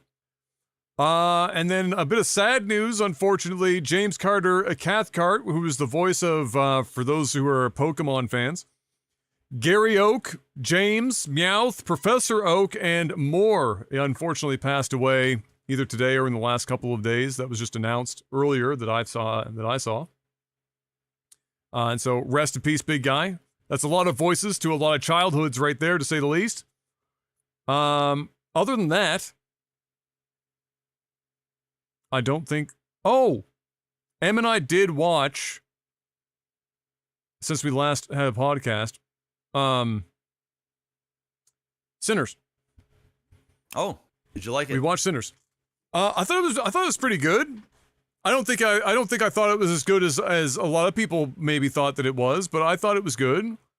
But it falls victim, it fell victim to the same thing that like lots of horror tangent films fall victim to, which is there's always at least one or two characters that do because they have to for the plot to move forward. The dumbest shit. possible fucking thing imaginable that nobody in their right or wrong mind would ever fucking choose to do. And so that's like, I get that you have to work around those things in that genre to some degree. I just like, where didn't they think let that the they fucking vampires in. yeah, like at what point, you know, do you like how crazy does that have to be? Or like the wife wanting to go out even though she like long after they found out what's going on out there, and she's like, yeah, but my husband's still out there. Like, bitch, your husband's dead. He's been dead like a while now. You ain't getting out there doing shit. He's gone. He's not at the car. He's dead. So yeah, like there was bits and pieces like that were just kind of whatever. I thought the acting across the board was pretty good. I liked the musical aspect of it quite a bit. I liked that the tie-in, the generational tie-in. It was obviously an extremely black-coded movie by default, so there was a lot of like music history being kind of branched or brought together. But I also, when I I knew that was the case going in. Like, I knew that was kind of like thematically a bit of what was going on, or what the idea of the movie was, like mixing the music with the movie, and then you know, paying homage to black culture in music throughout eras and whatnot. Like, I already knew that was part of the piece. I expected it to be more prominent than it was. They really only in any real concentrated form did it in like 2 scenes out of the whole film. Other than, you know, guys sitting on the side of the road playing music. Like, you probably know which scenes I'm talking about. You know, when they're having the big get together and they're getting like, you know, not flashbacks, but they're showing like different eras of black music and people representing that over the time and whatnot. Like, they did that, and then they did it a second time to a lesser extent at nearly the last end of the part of the film itself. I was expecting it to be a lot more like threaded throughout the film with all the music that was going on, but it just wasn't. It was kind of like there was a musical, but it wasn't tied to that as well as I was hoping. So that was kind of awkward for me. I still liked the idea. I thought that it was cool. And that's a lot of stuff to juggle. Maybe that's part of the problem. They were trying to juggle a lot. They were like, what if we did, you know, black-coded, subversive, oh, it's actually a vampire movie, musical, you know, all at once, like history, all at the same time. That's a lot going on. Like, you're asking a lot for the film to be able to fucking handle that. Gets a lot of plates in the air. But I did think it was good. I'd give it a 7 personally, out of 10.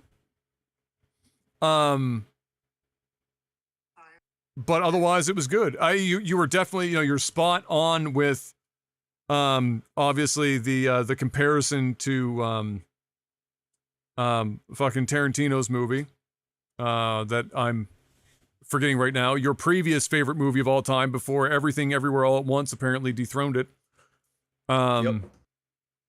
What's the movie again? Your favorite Quentin Tarantino movie? Fucking Dusk Till Dawn. From Dusk Till Dawn. Yep. Yeah. So like, obviously that was an inspiration to some degree there for that film, both in terms of the vampire-y monster bit and also the subversive, like, we're gonna make you think this is a regular ass film and then oops, it's not, kind of a thing. But yeah, 7 out of 10, pretty solid. Just don't think it was quite as insane as I was hearing some people make it out to be, but a very good film nonetheless. Other than that, no, I liked it a lot. Yeah. Yeah. I saw F1 in IMAX. Oh, okay, good. How did that go?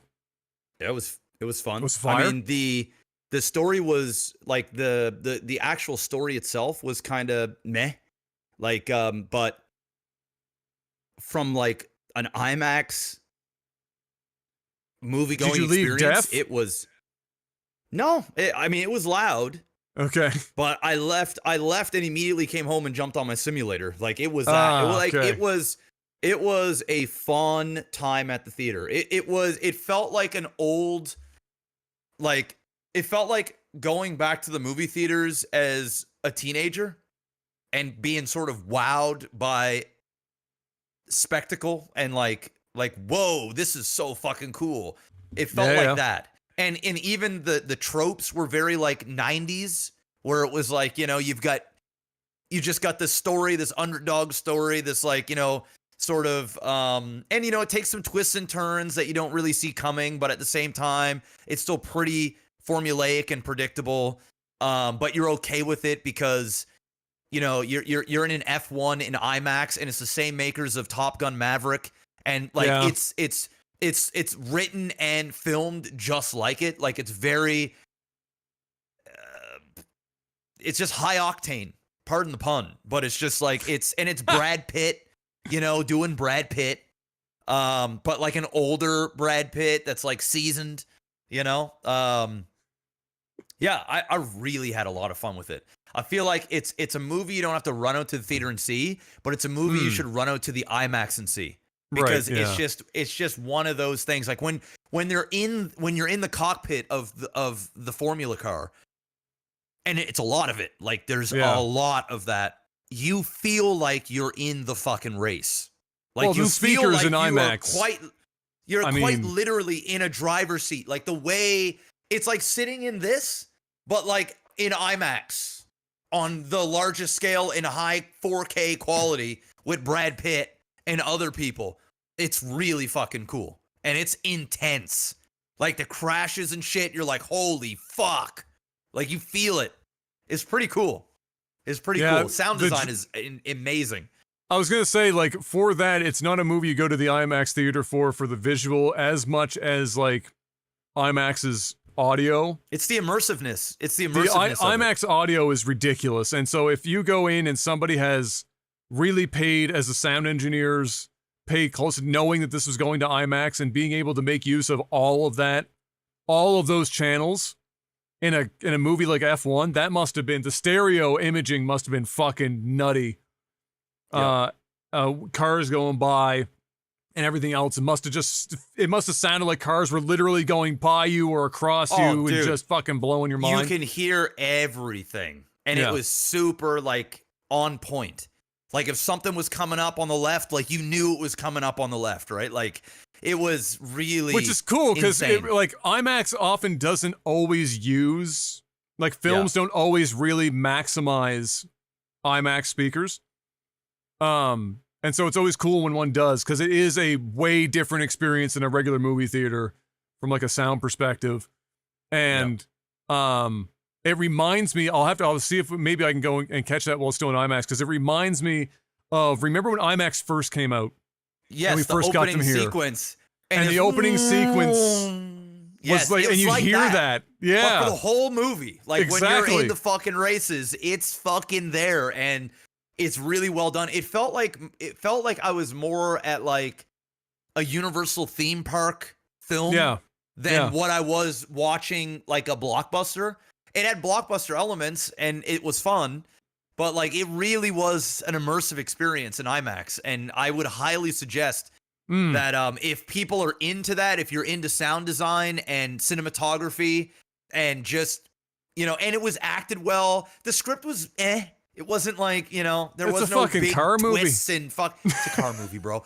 It knows what it was. It knows exactly what it is. Yes. And it went and fucking performed. Yes. Yeah. They've already greenlit number 2, but number 2 is going to be from what the rumor is it's going to be, what is it? That Tom Cruise movie, Days of Thunder, or there was, a Tom Cruise film way back in the day. But apparently there's rumor now that, cause it's an Amazon film, I do believe, that they're going to have Tom Cruise versus Brad Pitt for number 2 as a big rivalry. That would do numbers. That would do numbers. Which, and the rumors are probably around that because wasn't Tom on the carpet with Brad here? Yes. Oh, that shit's happening 100%. Oh, and yes, and Top Gun Maverick. Yeah. And now Brad Pitt's F1, same director, same writer. They're all getting together and they're creating the fucking bro. That's happening without a question. Brad Pitt, Tom Cruise in an F1 film. You want to talk about draw? Bruh. Yeah. So. Yeah. Damn. All right. That's good shit. Anything else? No, that's it. Yeah, I don't think there's anything else I can think of off the top of my head anyway. Which means it's time for tech support. Tech support. My man's brain went to an alternate universe there for about a solid 3 seconds. I thought I lost him. The eyes glazed over. Shit got very real, but we got him back. Tech support, patreon.com/lighttv is the place to go if you want to financially support the podcast. And of course, if you want another avenue for supporting the StarCraft content as well, for $5 or more a month, you get a couple perks. Chiefly, you can ask us questions on a post I put up on the Patreon page for the podcast called Tech Support, where you ask us questions and we give you answers in the time that we have. Let me just reboot this just in case a couple others snuck in at the finish line. Okay. Let's see what we got. Oh, shit. Jubinator asks, get paid $100,000 in cash to not eat pork ever again. $750,000 in cash to not eat beef ever again. $2 million in cash to not eat chicken ever again. Any of those? Are you taking any of those options? What was the pork one again? How much? $100K cash for pork, $750 for beef, $2 schmil for chicken. Damn, bro, that's tough. I mean, my first gut reaction is get rid of pork. Because I'm not. You know what my gut reaction is? This is gonna. Don't get rid of chicken. I'm getting rid of chicken. I'm getting rid of chicken. You know why? Pork includes bacon. And I'm going to fucks with bacon a lot harder than I'm a fucks with chicken. And if I can still get access to beef and fish ain't even on this list. If I get beef, fish, and bacon, and I get $2 million in cash right now, keep those chickens in pasture. I ain't fucking touching them. Colonel Sanders going to have to start applying 11 herbs and spices to beef because I ain't going in for the chicken. Not even a question. $2 schmil? Now, if it was like, if it was closer to beef at $750. All right, now we got a little harder. $2 million in cash? I mean, shit, dude. Do you know how good the beef is you're eating at $2 million in cash? You are eating some spectacular food. Man, that's 100K ain't enough for me to get rid of bacon. I'm just keep it a buck. You gotta. I suppose you're right. You gotta pump those numbers up, dude. Dude, how do you get rid of beef? You can't. Possibly. No. Burgers? You're gonna lose a hamburger in your life? Like, what are we talking about here? After last week, I wouldn't have given a fuck about hamburgers. Steak, though. I mean, but you're. Oh. Yeah, bro. Dude, I'm gonna keep it a buck, man. Like, I don't think I can get rid of chicken. What else would I eat? Like, that's fair. For you, that's absolutely fair. It's really, and again, for me, I can't get rid of it because it's 100K. That ain't enough. I know. Right? But it's also only bacon that I care about. I do not eat pork if it's not bacon. I just don't fucking care about pork. Pork chop can die in a fire. Don't care. Pork roast? No. Pork loin? No. Because you know why? Because all of those different pork products only become edible when you wrap it in fucking bacon. So if you already got to do that, bacon's the only thing that matters. True. Oh man, you know what though? If I had to choose, I'm probably getting rid of chicken because it's so $2 million money. bucks. And I feel like you could eat like vegan chicken, like the fake stuff. Yeah. That kind of tastes similar. Absolutely. And just kind of close your eyes and just fucking pretend. Everything tastes like chicken. You can replace chicken. Not everything tastes like beef. Yeah. Oh yeah. No, you can't. Listen, if I had to choose between beef and chicken, I probably would get rid of chicken, especially at a $2 million, like at $2 million to $750. But yeah, I mean, on the real, I'm not sure I'd be getting rid of any of them. It's tough. You know, if you told me $7.50 to get rid of fish, I'd get rid of fish. Like seafood, no I'd just get sushi? rid of it. No, I would get rid of it. Because I'd rather chicken than seafood. That's fair. But I also would rather beef than seafood because I feel like I eat a lot more beef than what I ever do seafood. You only can eat so much sushi, right? Like, you know. And to be fair, I can eat a lot of sushi. Yeah, I could eat a lot of fucking sushi. That's just tough. That's just tough. That's a tough one. There's something good in every category, you know? There's a lot of good going on in there. But man, if you're gonna say I can't eat sushi for the rest of my life, goddamn. For $2 million, I mean, I'd also have to ask, like, do you know how long I'm living? You know what I mean? Like, am I gonna be on this earth till 95? Because if so, man, it might be tough to get rid of chicken. God dang. But I'd be going vegan or something, man. Fuck it. Yeah. 2 million? Fuck it. $2 million? Yeah.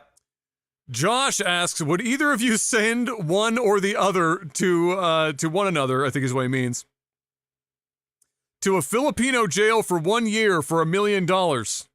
No. You know why? Because I know what a Filipino jail is like. That shit is crazy. You don't know what crowded is and what like bordering on lawless hellscape until you've been in a Filipino jail. Not that I've been in one, but if you just want to go and take a peek-see online, you ain't lasted a year in a Filipino jail. I'm sorry. Neither of us are. We're dead in the first week. I ain't lasting a fucking year in regular ass jail. let alone a Filipino jail. Dude, they do not fucking care there. It is bodies stacked on bodies, stacked on bodies. I mean, living bodies. It's a bad time. You do not want to go to a Filipino jail. There's that show. What's the name of that show? And it's a British dude who goes. It's no longer running because he's basically gone to like every jail on fucking earth now. But he'd go to jail because he was in jail himself. He was wrongfully accused for murder, and he was in jail for a long time.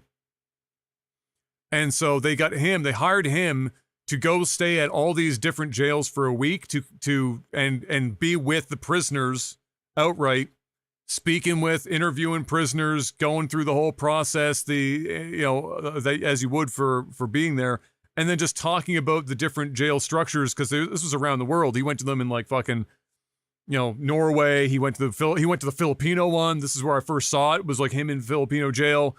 Obviously ones in the States and stuff. I can't remember the name of the fucking show. But it might be like something like the most dangerous prisons on earth or something, or not dangerous. Well, maybe. I can't remember. Anyway, you don't want to go to a Filipino jail. It's a bad time. Wait, is Vitaly in Filipino jail right now? Yeah, he was, but I think he just got released or he's going back to the United States. He was in there for a while. Okay. There's like a picture of him going in all juiced up, and then there's a picture of him like 2 weeks ago, like all shriveled down and just looking miserable. And he was like mocking everything when he first was like getting booked. Oh, bro. And then now his face, there ain't no mocking nothing now. As a man married to one, don't fuck with the Filipinos, man. Those people are a tough ass breed. And that's the normal people. Then you go to the people who are in jail. No. Just no. It's a bad time.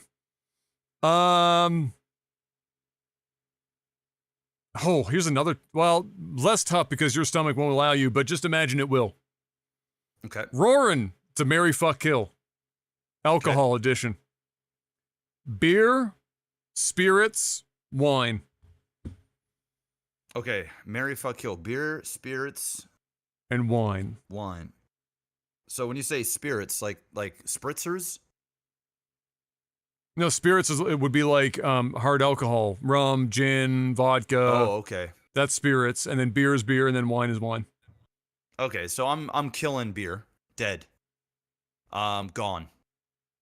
That's an easy one, and don't get it twisted. I like me going to the bar, having a beer and stuff like that, which I haven't done in a while, but that's just dying instantly. I'm fucking wine, and I'm marrying the hard liquor. No doubt about it. No doubt about it. Man. I also kill beer, but I don't know.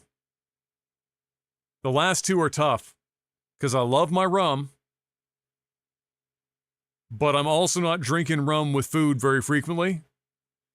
But you drink wine with a lot of food, and it makes that food experience better.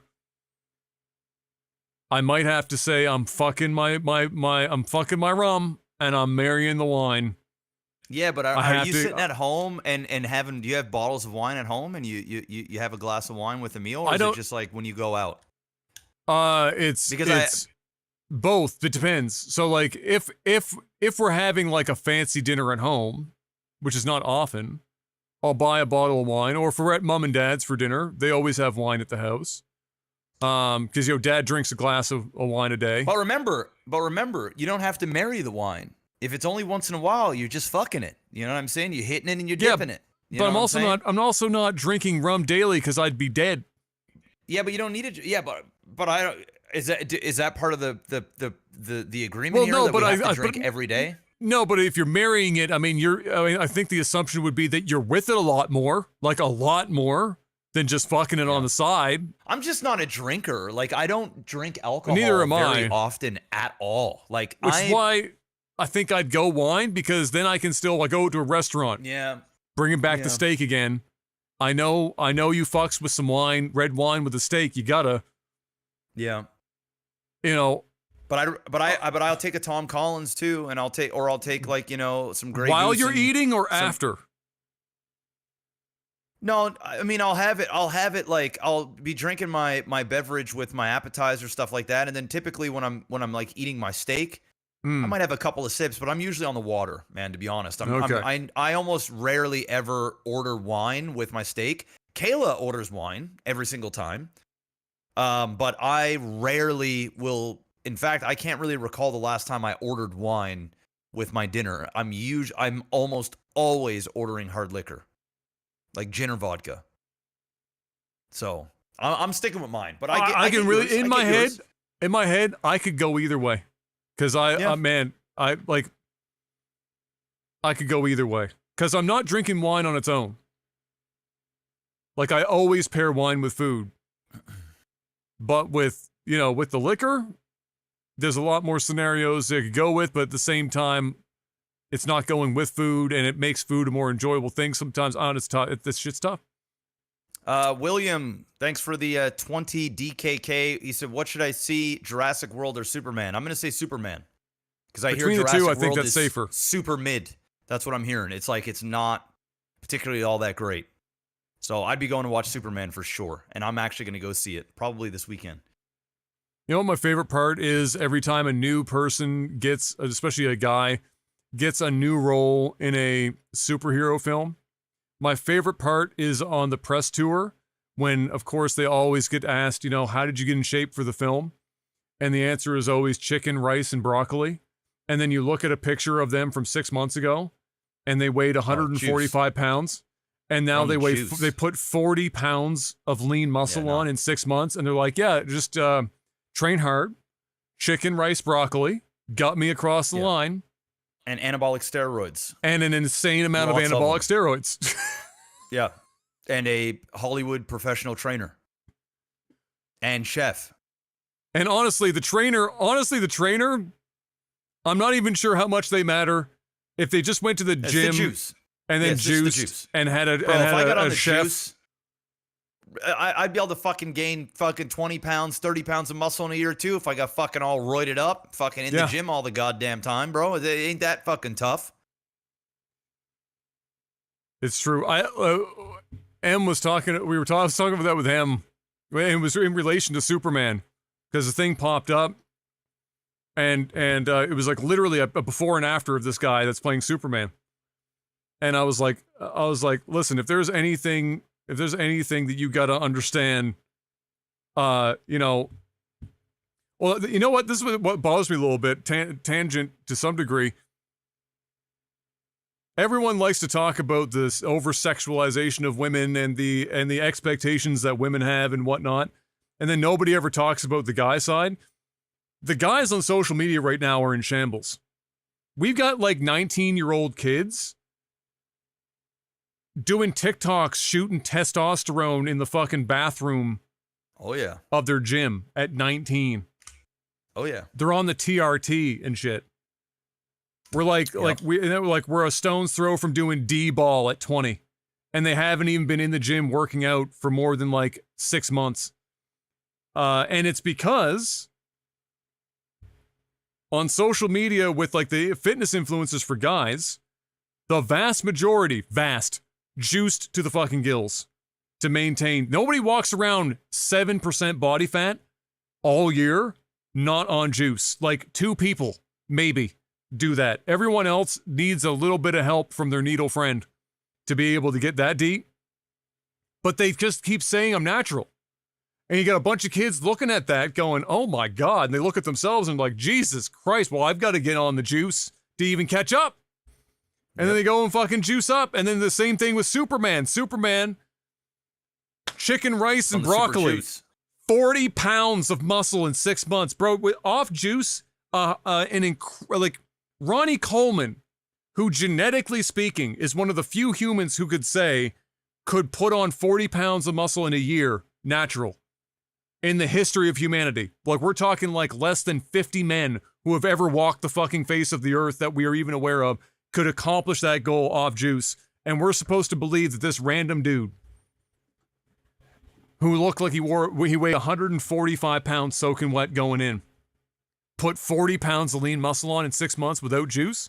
I just wish they stopped the cap. Because who are they lying to? Why? Why are they lying? Like, who are they? It's not like the studios don't know they're juicing.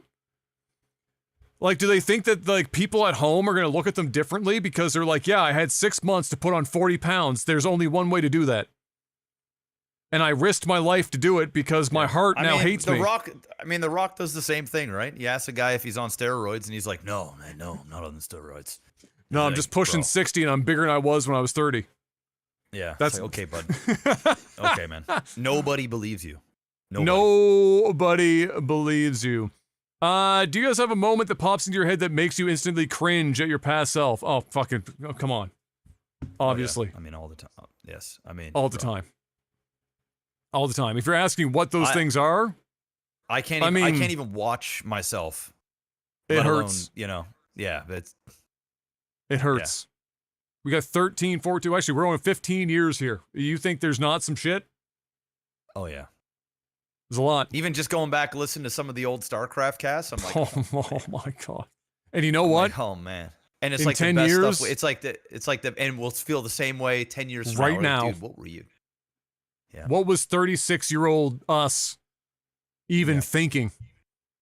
That's going to happen. Puffy says, I'm getting married in a little over 3 weeks. Congratulations, sir. What's some advice or something you learned after being married that has helped you? Okay. Listen.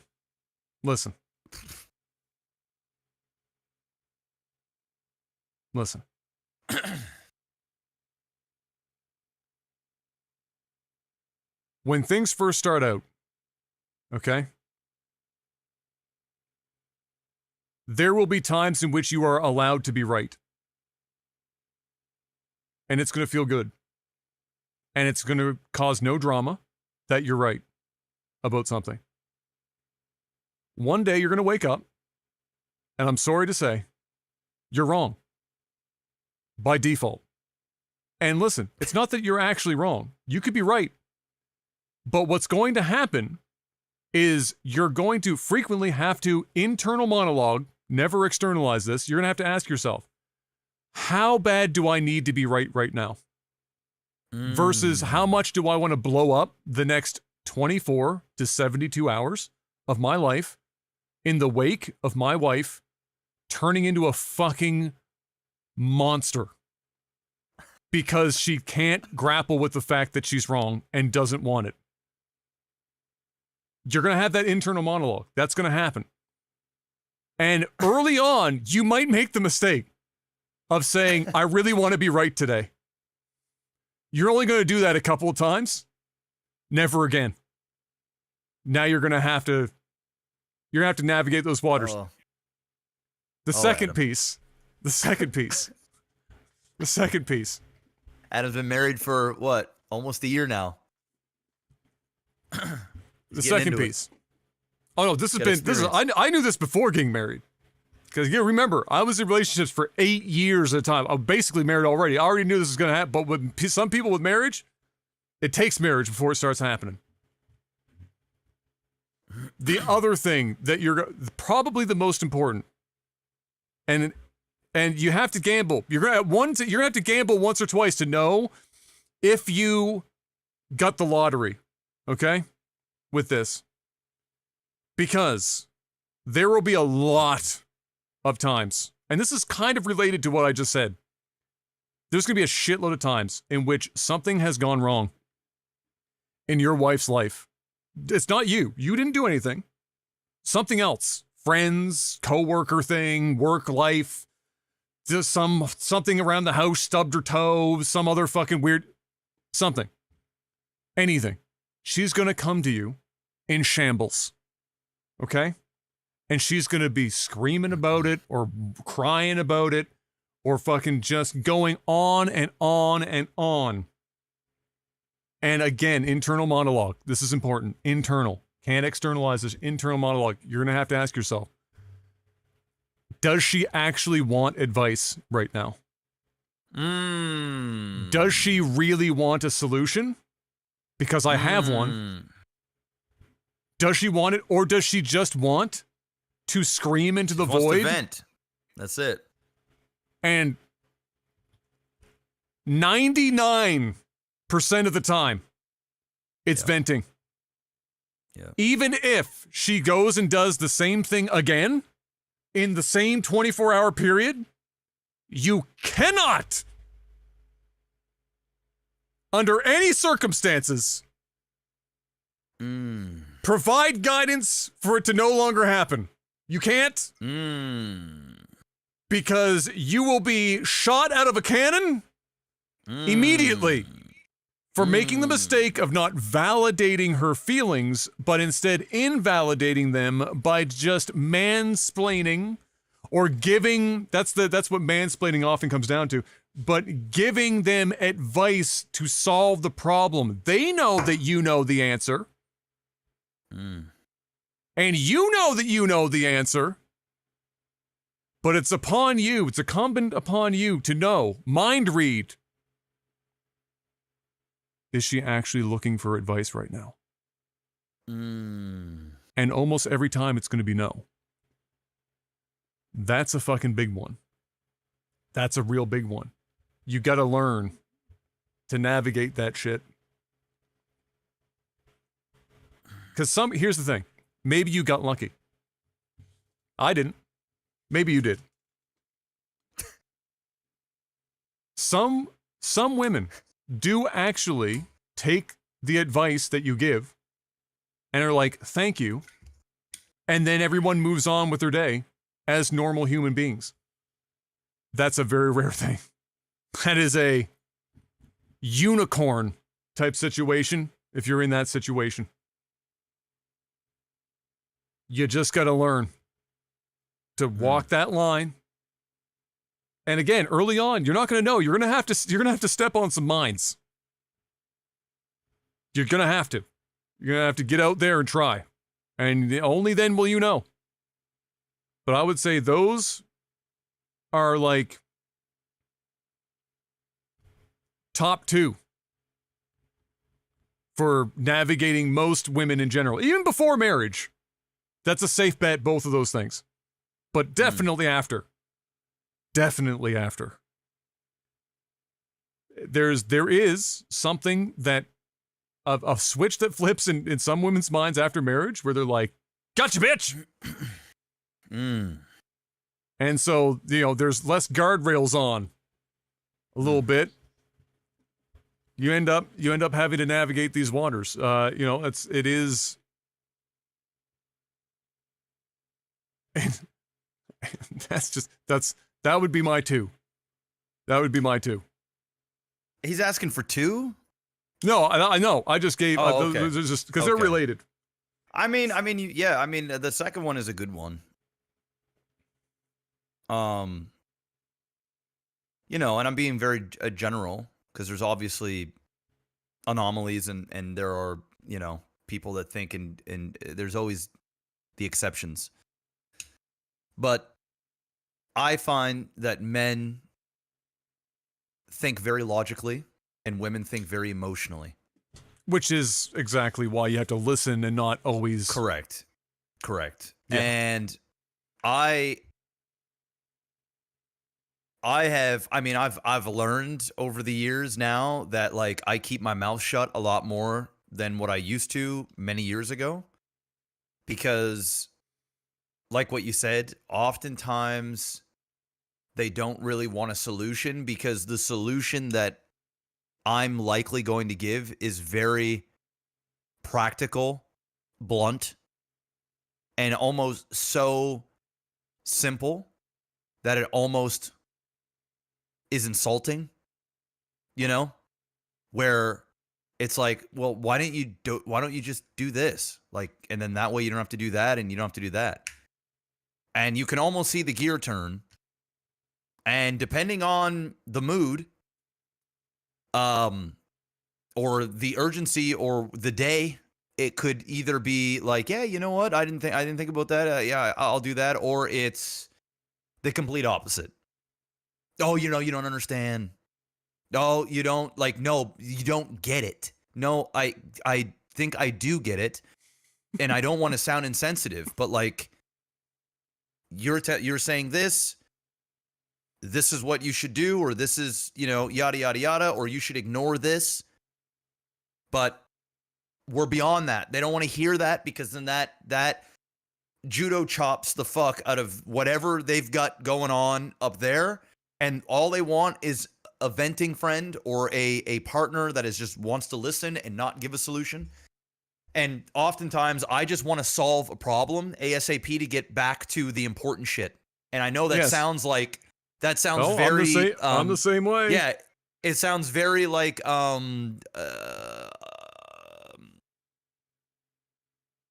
insensitive, or you're pushing over somebody's how they feel. That's not it at all. It's like my job as sort of the male of the house, the leader of the home, Problem solver. Is to problem solve. Yeah. That's if the fucking AC machine goes out, I don't go to my wife and say, can you figure this out? Like, can you like call up or like go out and test some things? And I don't burden her with those things, because that's my job as a man. That's what I signed up for. And there'll be people who'll be like, oh, your job as a man? Well, my wife can totally do that, or I'm a wife and I will actually listen. I get it, okay, but this is my household, and I'm very traditional, and we're both in an agreement of that. We've been together for 16 years. I wouldn't have married her if we weren't compatible in that way. It just wouldn't have happened, right?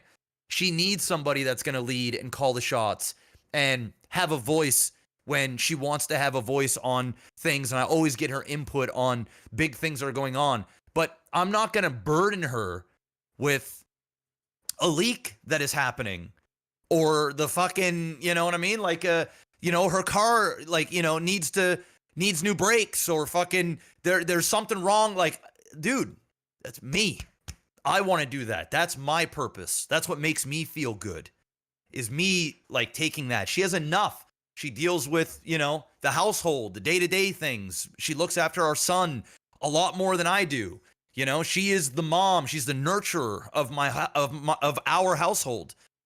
I'm not, it's, but there are seasons in which I'm ill or she's ill, and I have to pick up on things that I normally don't like to do, or don't want to do, or don't even know how to do. But I have to step up because, if she's ill, and I have to, and it's a give and take thing.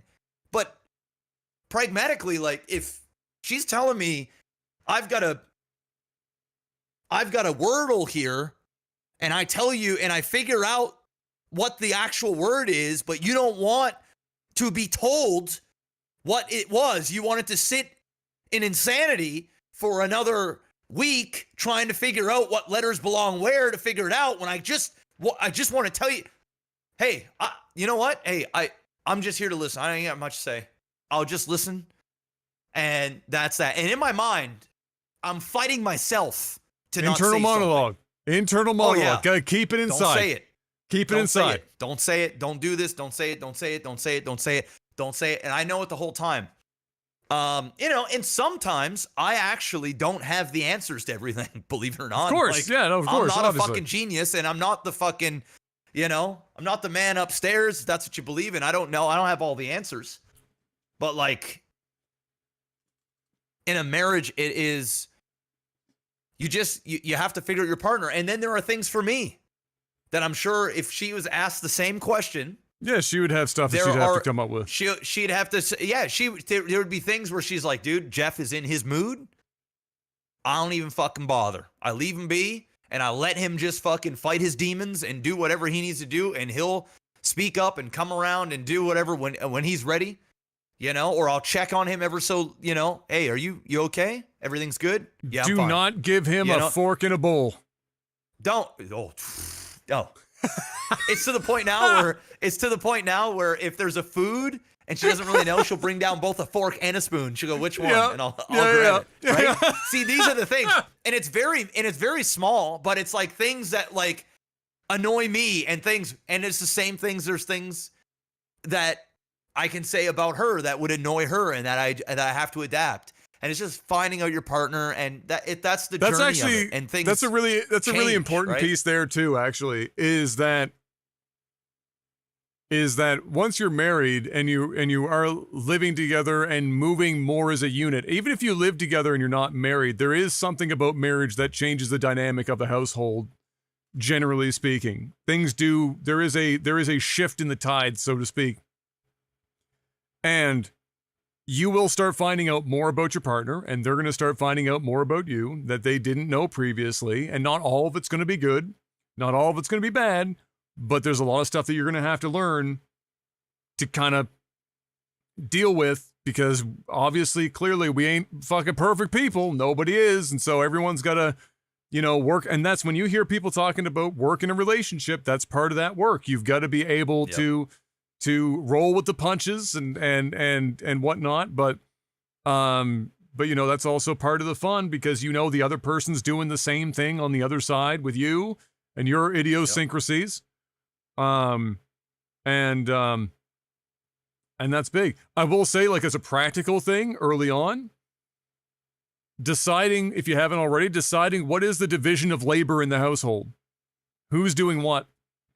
Are you going to be the one cleaning the bath? Like here, I'm the bathroom cleaner. Em can't do strong, like, scented cleaners and stuff. It gives her migraines and shit. And the bathroom's an enclosed space, and so she just can't do that shit. I'm the bathroom cleaner. I'm usually the kitchen cleaner. Like, the kitchen's kind of my domain in that regard. Like, I'm the one that does like the sink washing and wiping everything down and picking stuff up in that regard. I'm obviously doing like basically all of the outside work, whether that's shoveling or yard work and stone work around the yard or doing any of the hard labor stuff. And then she's doing basically everything else inside the house, whether that's like laundry. We decided to share who's doing dinner, because she'll work 4 days on, and then she has days off afterwards as a nurse. She's working 12-hour shifts. Obviously, she's not the one going to be cooking dinner when she comes home. So on those days, I do it, and then she flips and does it on the other days so that I can make up some of the time that I lost in the previous days doing work myself. Those are really good things to work out early, because if you don't sit down and just have a little chat about it and see, because sometimes people are like, you know what? I don't mind vacuuming, but I hate washing dishes. And maybe you're going to find out that you don't mind washing dishes, but you fucking hate vacuuming. And so if you can figure that out early and everyone gets their shit, then one, there's no confusion. And like Jeff said, sometimes you're going to be doing the other stuff anyway, and vice versa. The other person will do those things too. But that's a really good one to do, because if you don't, then oftentimes it just becomes a game of chicken where one person either waits to see what the other person is going to do, or one person does everything. And then if you get too comfortable, it can get awkward. Yeah. And honestly, communication is key, man. Like, yeah, exactly. It all depends too. It just all depends on how long you guys have been together, because if you've been with somebody for a year and then you tie the knot, or That's even 2 different years. than It's different, right? Like you Yeah. pretty much like, and I've learned this. Like, dude, I'm on year. We've been married for, it was 10. We had our 10-year anniversary. It'll be 11 years in October, and then we were together. We were engaged for 4 years, and we were together for like 2 years before that. So we've been. Mhm. I've been with her for the majority of my life at this point. And we have a child together. And the biggest thing that I can say is, and whether you do it now or you do it later, it's gonna happen.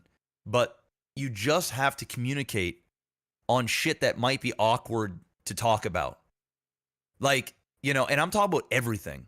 Like, what exactly, maybe somebody goes to bed before the other person, and the other person doesn't like being in bed by themselves, or they can't fall asleep by themselves, or maybe one person is totally fine with having sex twice a week, but the other person wants to have sex 4 times a week. What about I've been mowing the lawn, or I've been doing the gardening work, and I'm just like kind of burnt and I don't really enjoy it. I'd rather do something else.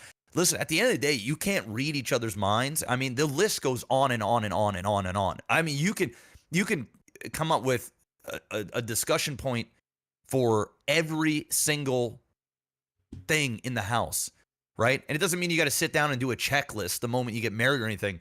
But like, if there's something that is off, or you're not enjoying a part of it, or you think you see your spouse is not particularly enjoying something, then having a dialogue, hey, is this too much on your plate? Or what can I do to do whatever? Or, maybe we can switch up the roles, or whatever the case may be, and try and find a middle ground, right? Because ultimately, oftentimes men don't really say a whole lot. Like, again, and I'm speaking for myself. I don't like to create problems. And if I already have problems, I don't want to put them on her. She already has her own problems. So I'd rather just take the burden myself and just deal with it, because I'd much rather be miserable and have her be happy than me be happy. That's usually what I'm like too. And that's just how I am. Now, don't get it twisted. I might mope around a little bit, or be quiet, or fucking, be a little, on edge, because depending on what's going on, how stressed I am, and all this other shit. But like, I sign up for that stuff. But I also know that if I have a big problem, I can go to her and she'll listen. But oftentimes I don't really want to do that, because she's got enough to worry about. And we just worry about very different things, right? Like, so, if something's upsetting you, just communicate, because she can't read our minds. I can't read their minds. Even though I may have a good idea, like, what's upsetting, I don't really know. Couldn't fucking tell you. And then there's just things that'll just be pet peeves, which you just got to live with. Like, there's just things about the people that like are just who they are. It's how they've been raised. It's how it's ingrained in them. It's quite literally ingrained in who they are. And you gotta sweat. You just gotta sweat off the very small stuff. Or don't sweat the small stuff. Yeah. Because ultimately it's not really that big of a deal. There are things that I fucking do that I know Kayla can't fucking stand. Like, I bite my nails and shit, and I'll fucking put my nail clippings on my dresser on the side. Sometimes they fall off when I'm like putting my thing on there, and she's like, dude, what the fuck? Like, she's cleaning up and there's like a few nails by the bed and stuff. She fucking hates that shit, right? There's things that I do that I know like upset, but and then I'm sure she sees it from time to time. She's just like, oh, fucking Jeff, and she just does. And then there's things that she does, and I'm just like, oh God, you know what I mean? Like, bring me down a fork with a bowl. You know what I'm saying? Like, it's just like, it's not a big deal, but it's marriage, guys. It's just, get used to it. It's true. But congratulations again. Congrats for the Congrats for the marriage. And I'll tell you, being married is awesome. It really is. Awesome. Like, it's I wouldn't have it any other way. Is if I wanted it another way, I wouldn't be married. Trust me. It's great to have a companion. It's great to, it's great to have somebody to share life with, especially when you bring kids in. and you see both of you in them, and it's cool, and it's challenging at times, and it's frustrating, and it can be a roller coaster, right? But that's Life is a roller coaster anyway. Yeah, that's just the way it is. it's true. We've answered that one before. Such a random question. It's got 2 likes though, so I gotta ask it, Mr. Black. It's Calgary Stampede. This comes in from Zonix. Calgary Stampede week in Alberta. What's your thoughts on cowboy culture and all the wannabe cowboys and cowgirls who cosplay for it? Listen, I don't really give a shit, bro. I don't really give a shit. I mean, there's lots of people that cosplay everything, or like, you know, it's like with the hipster movement where everyone was trying to be fucking geeky and shit. There's always going to be somebody that's you know, hopping on some nonsense trying to act something. Real honest to goodness, if you're talking the cowboy cowgirl shit, you know, you're talking about farmers typically, like an actual like honest to god farmer of some kind, or a rancher. Those people are built different. They're just built different. I have some in my family. They're like fishermen. They're fucking built different. The lifestyle of somebody that is a farmer or a rancher or like a fisherman, you know, it is a different, you have to have a wholly different outlook on life to do those things day in and day out all the fucking time.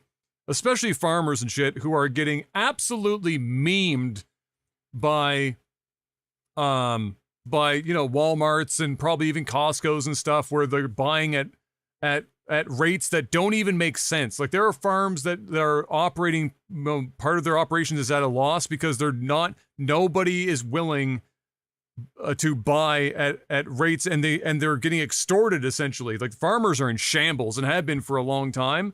I honestly think it's a miracle we still have farms as it is, but they're a different breed of people. And it is a lifestyle, but not a lifestyle like I woke up and went to Pilates today and then had a Starbucks, and now I'm vibe coding on my Chromebook, you know, in the park, or, you know, it's not, you know, it's not your typical lifestyle. It's not, I'm a CrossFitter. It is a honest to God lifestyle. For those who fall into it, whether they're born into it and do it by nature or otherwise, you will find out pretty quick if you're cut out for it. And the people who do it typically love it and would not do anything else. Like, they live for waking up at 4 o'clock in the morning and going outside and doing manual labor until 4 o'clock in the afternoon, eating dinner and going to bed at 8 o'clock in the evening, and waking up at 4 o'clock and doing it all over again. And it's bonkers. And like a great example of it, and what you could tell immediately, it's like the old movie trope, but it's reality. And anyone who lives anywhere where they've got to interact with an honest to God, you know, person who's a farmer, farm strength is a different thing entirely. You could go to the gym every fucking day, working your ass off, and some dude who's been chucking hay bales since he was 11 years old off a farm, drinking 16 liters of milk straight from the teat, walk into a gym and will fucking throw your shit around like it's lightweight. It is a different type of fucking strength, and it comes from a different, that's why I say it's a lifestyle. It is a different animal entirely. That's my thoughts on it. I respect the fuck out of it. It's crazy. I could not do it. Personally, I couldn't be a fisherman. I couldn't be a farmer. There ain't no way. I'm only one generation removed from a fisherman, and there's no way that I could fucking do that shit. It's a rough, but it's also a rewarding life, and I think that's why so many people will do it even when they're getting extorted, is that there is something to be said about owning your land, tending to your land and the animals, and then chilling on a fucking porch, watching the sun go down, and then going and waking up and doing it all over again. There is something to be said about that, and I think that's a part of it. But the cosplaying thing, I mean, fuck it, dude. There's everyone. There's lots. I mean, there's fake everything. You know, chicks are just putting on a fucking cowgirl hat and boots and booty fucking jean shorts and calling it a day, and dudes are wearing flannel and a cowboy hat and some boots, and they're just going out there and they're getting hammered on a fucking 12-pack of fucking I don't even know, fucking some shit beer. Pabst Blue Ribbon. And then they're The banging out PBR. back of a fucking, porta potty at the Calgary Stampede. That's what that is. Obviously, there's going to be some real cowboys and cowgirls out there, but, it's just, it's a fucking cosplay event where people go out there and just dress fucking whatever and... Stampede is fire though. That's a great event. Yeah. I'm happy they're still doing that shit. That's a dope week. All right, we're almost down to it. This is a long one. We're making up for lost time, Mr. Black. We got a wrapper. I gotta go because I gotta make a call 15 minutes ago. Oh, okay. So one more. All right.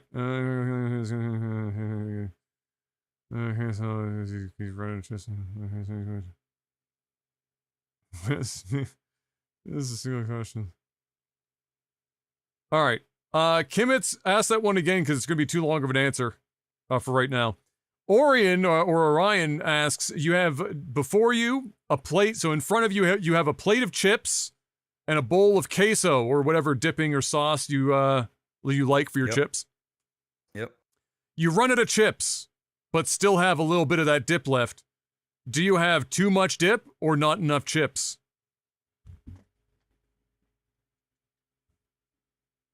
I have too much dip. I have not. Dip. I don't have enough chips. You know why? Because. No, you know what? Because here's my thought process. I don't have enough dip because I'm taking too much dip with each one of my chips. Yeah, because if I'm not true, if I am being honest with myself, and that is my bed snack of choice is queso and tortilla chips. I put the same amount of tortilla chips in this bowl every single time. And I know sometimes as I'm eating them, I'll dip a little too hard and there'll be a lot on one. And I'm getting a little aggro and I eat it and it's delicious. But then now I'm going, oh fuck. I took too much of this shit on one and I did not space this out correctly. We're scraping. Because if I wanted to, I could fucking eat the whole damn jar of queso. And I could have the same amount of chips. It's true. I'm just going to put a lot more queso on the chips. Listen, I'm sticking with my answer. I'm just not navigating the amount of dip queso I'm putting on my chip. That's true. I agree. Because I'd rather be going ham in the 11th hour than having to go scraping for it instead. There it is. Yep. And on that note, ladies and gentlemen, that's all we got for you guys this week. Thank you so much for stopping by. Hopefully you enjoyed this episode. Patreon.com as always. Nord in the description below. And until we see you guys next week, thanks again. Bless. Have a good one. And peace. Peace.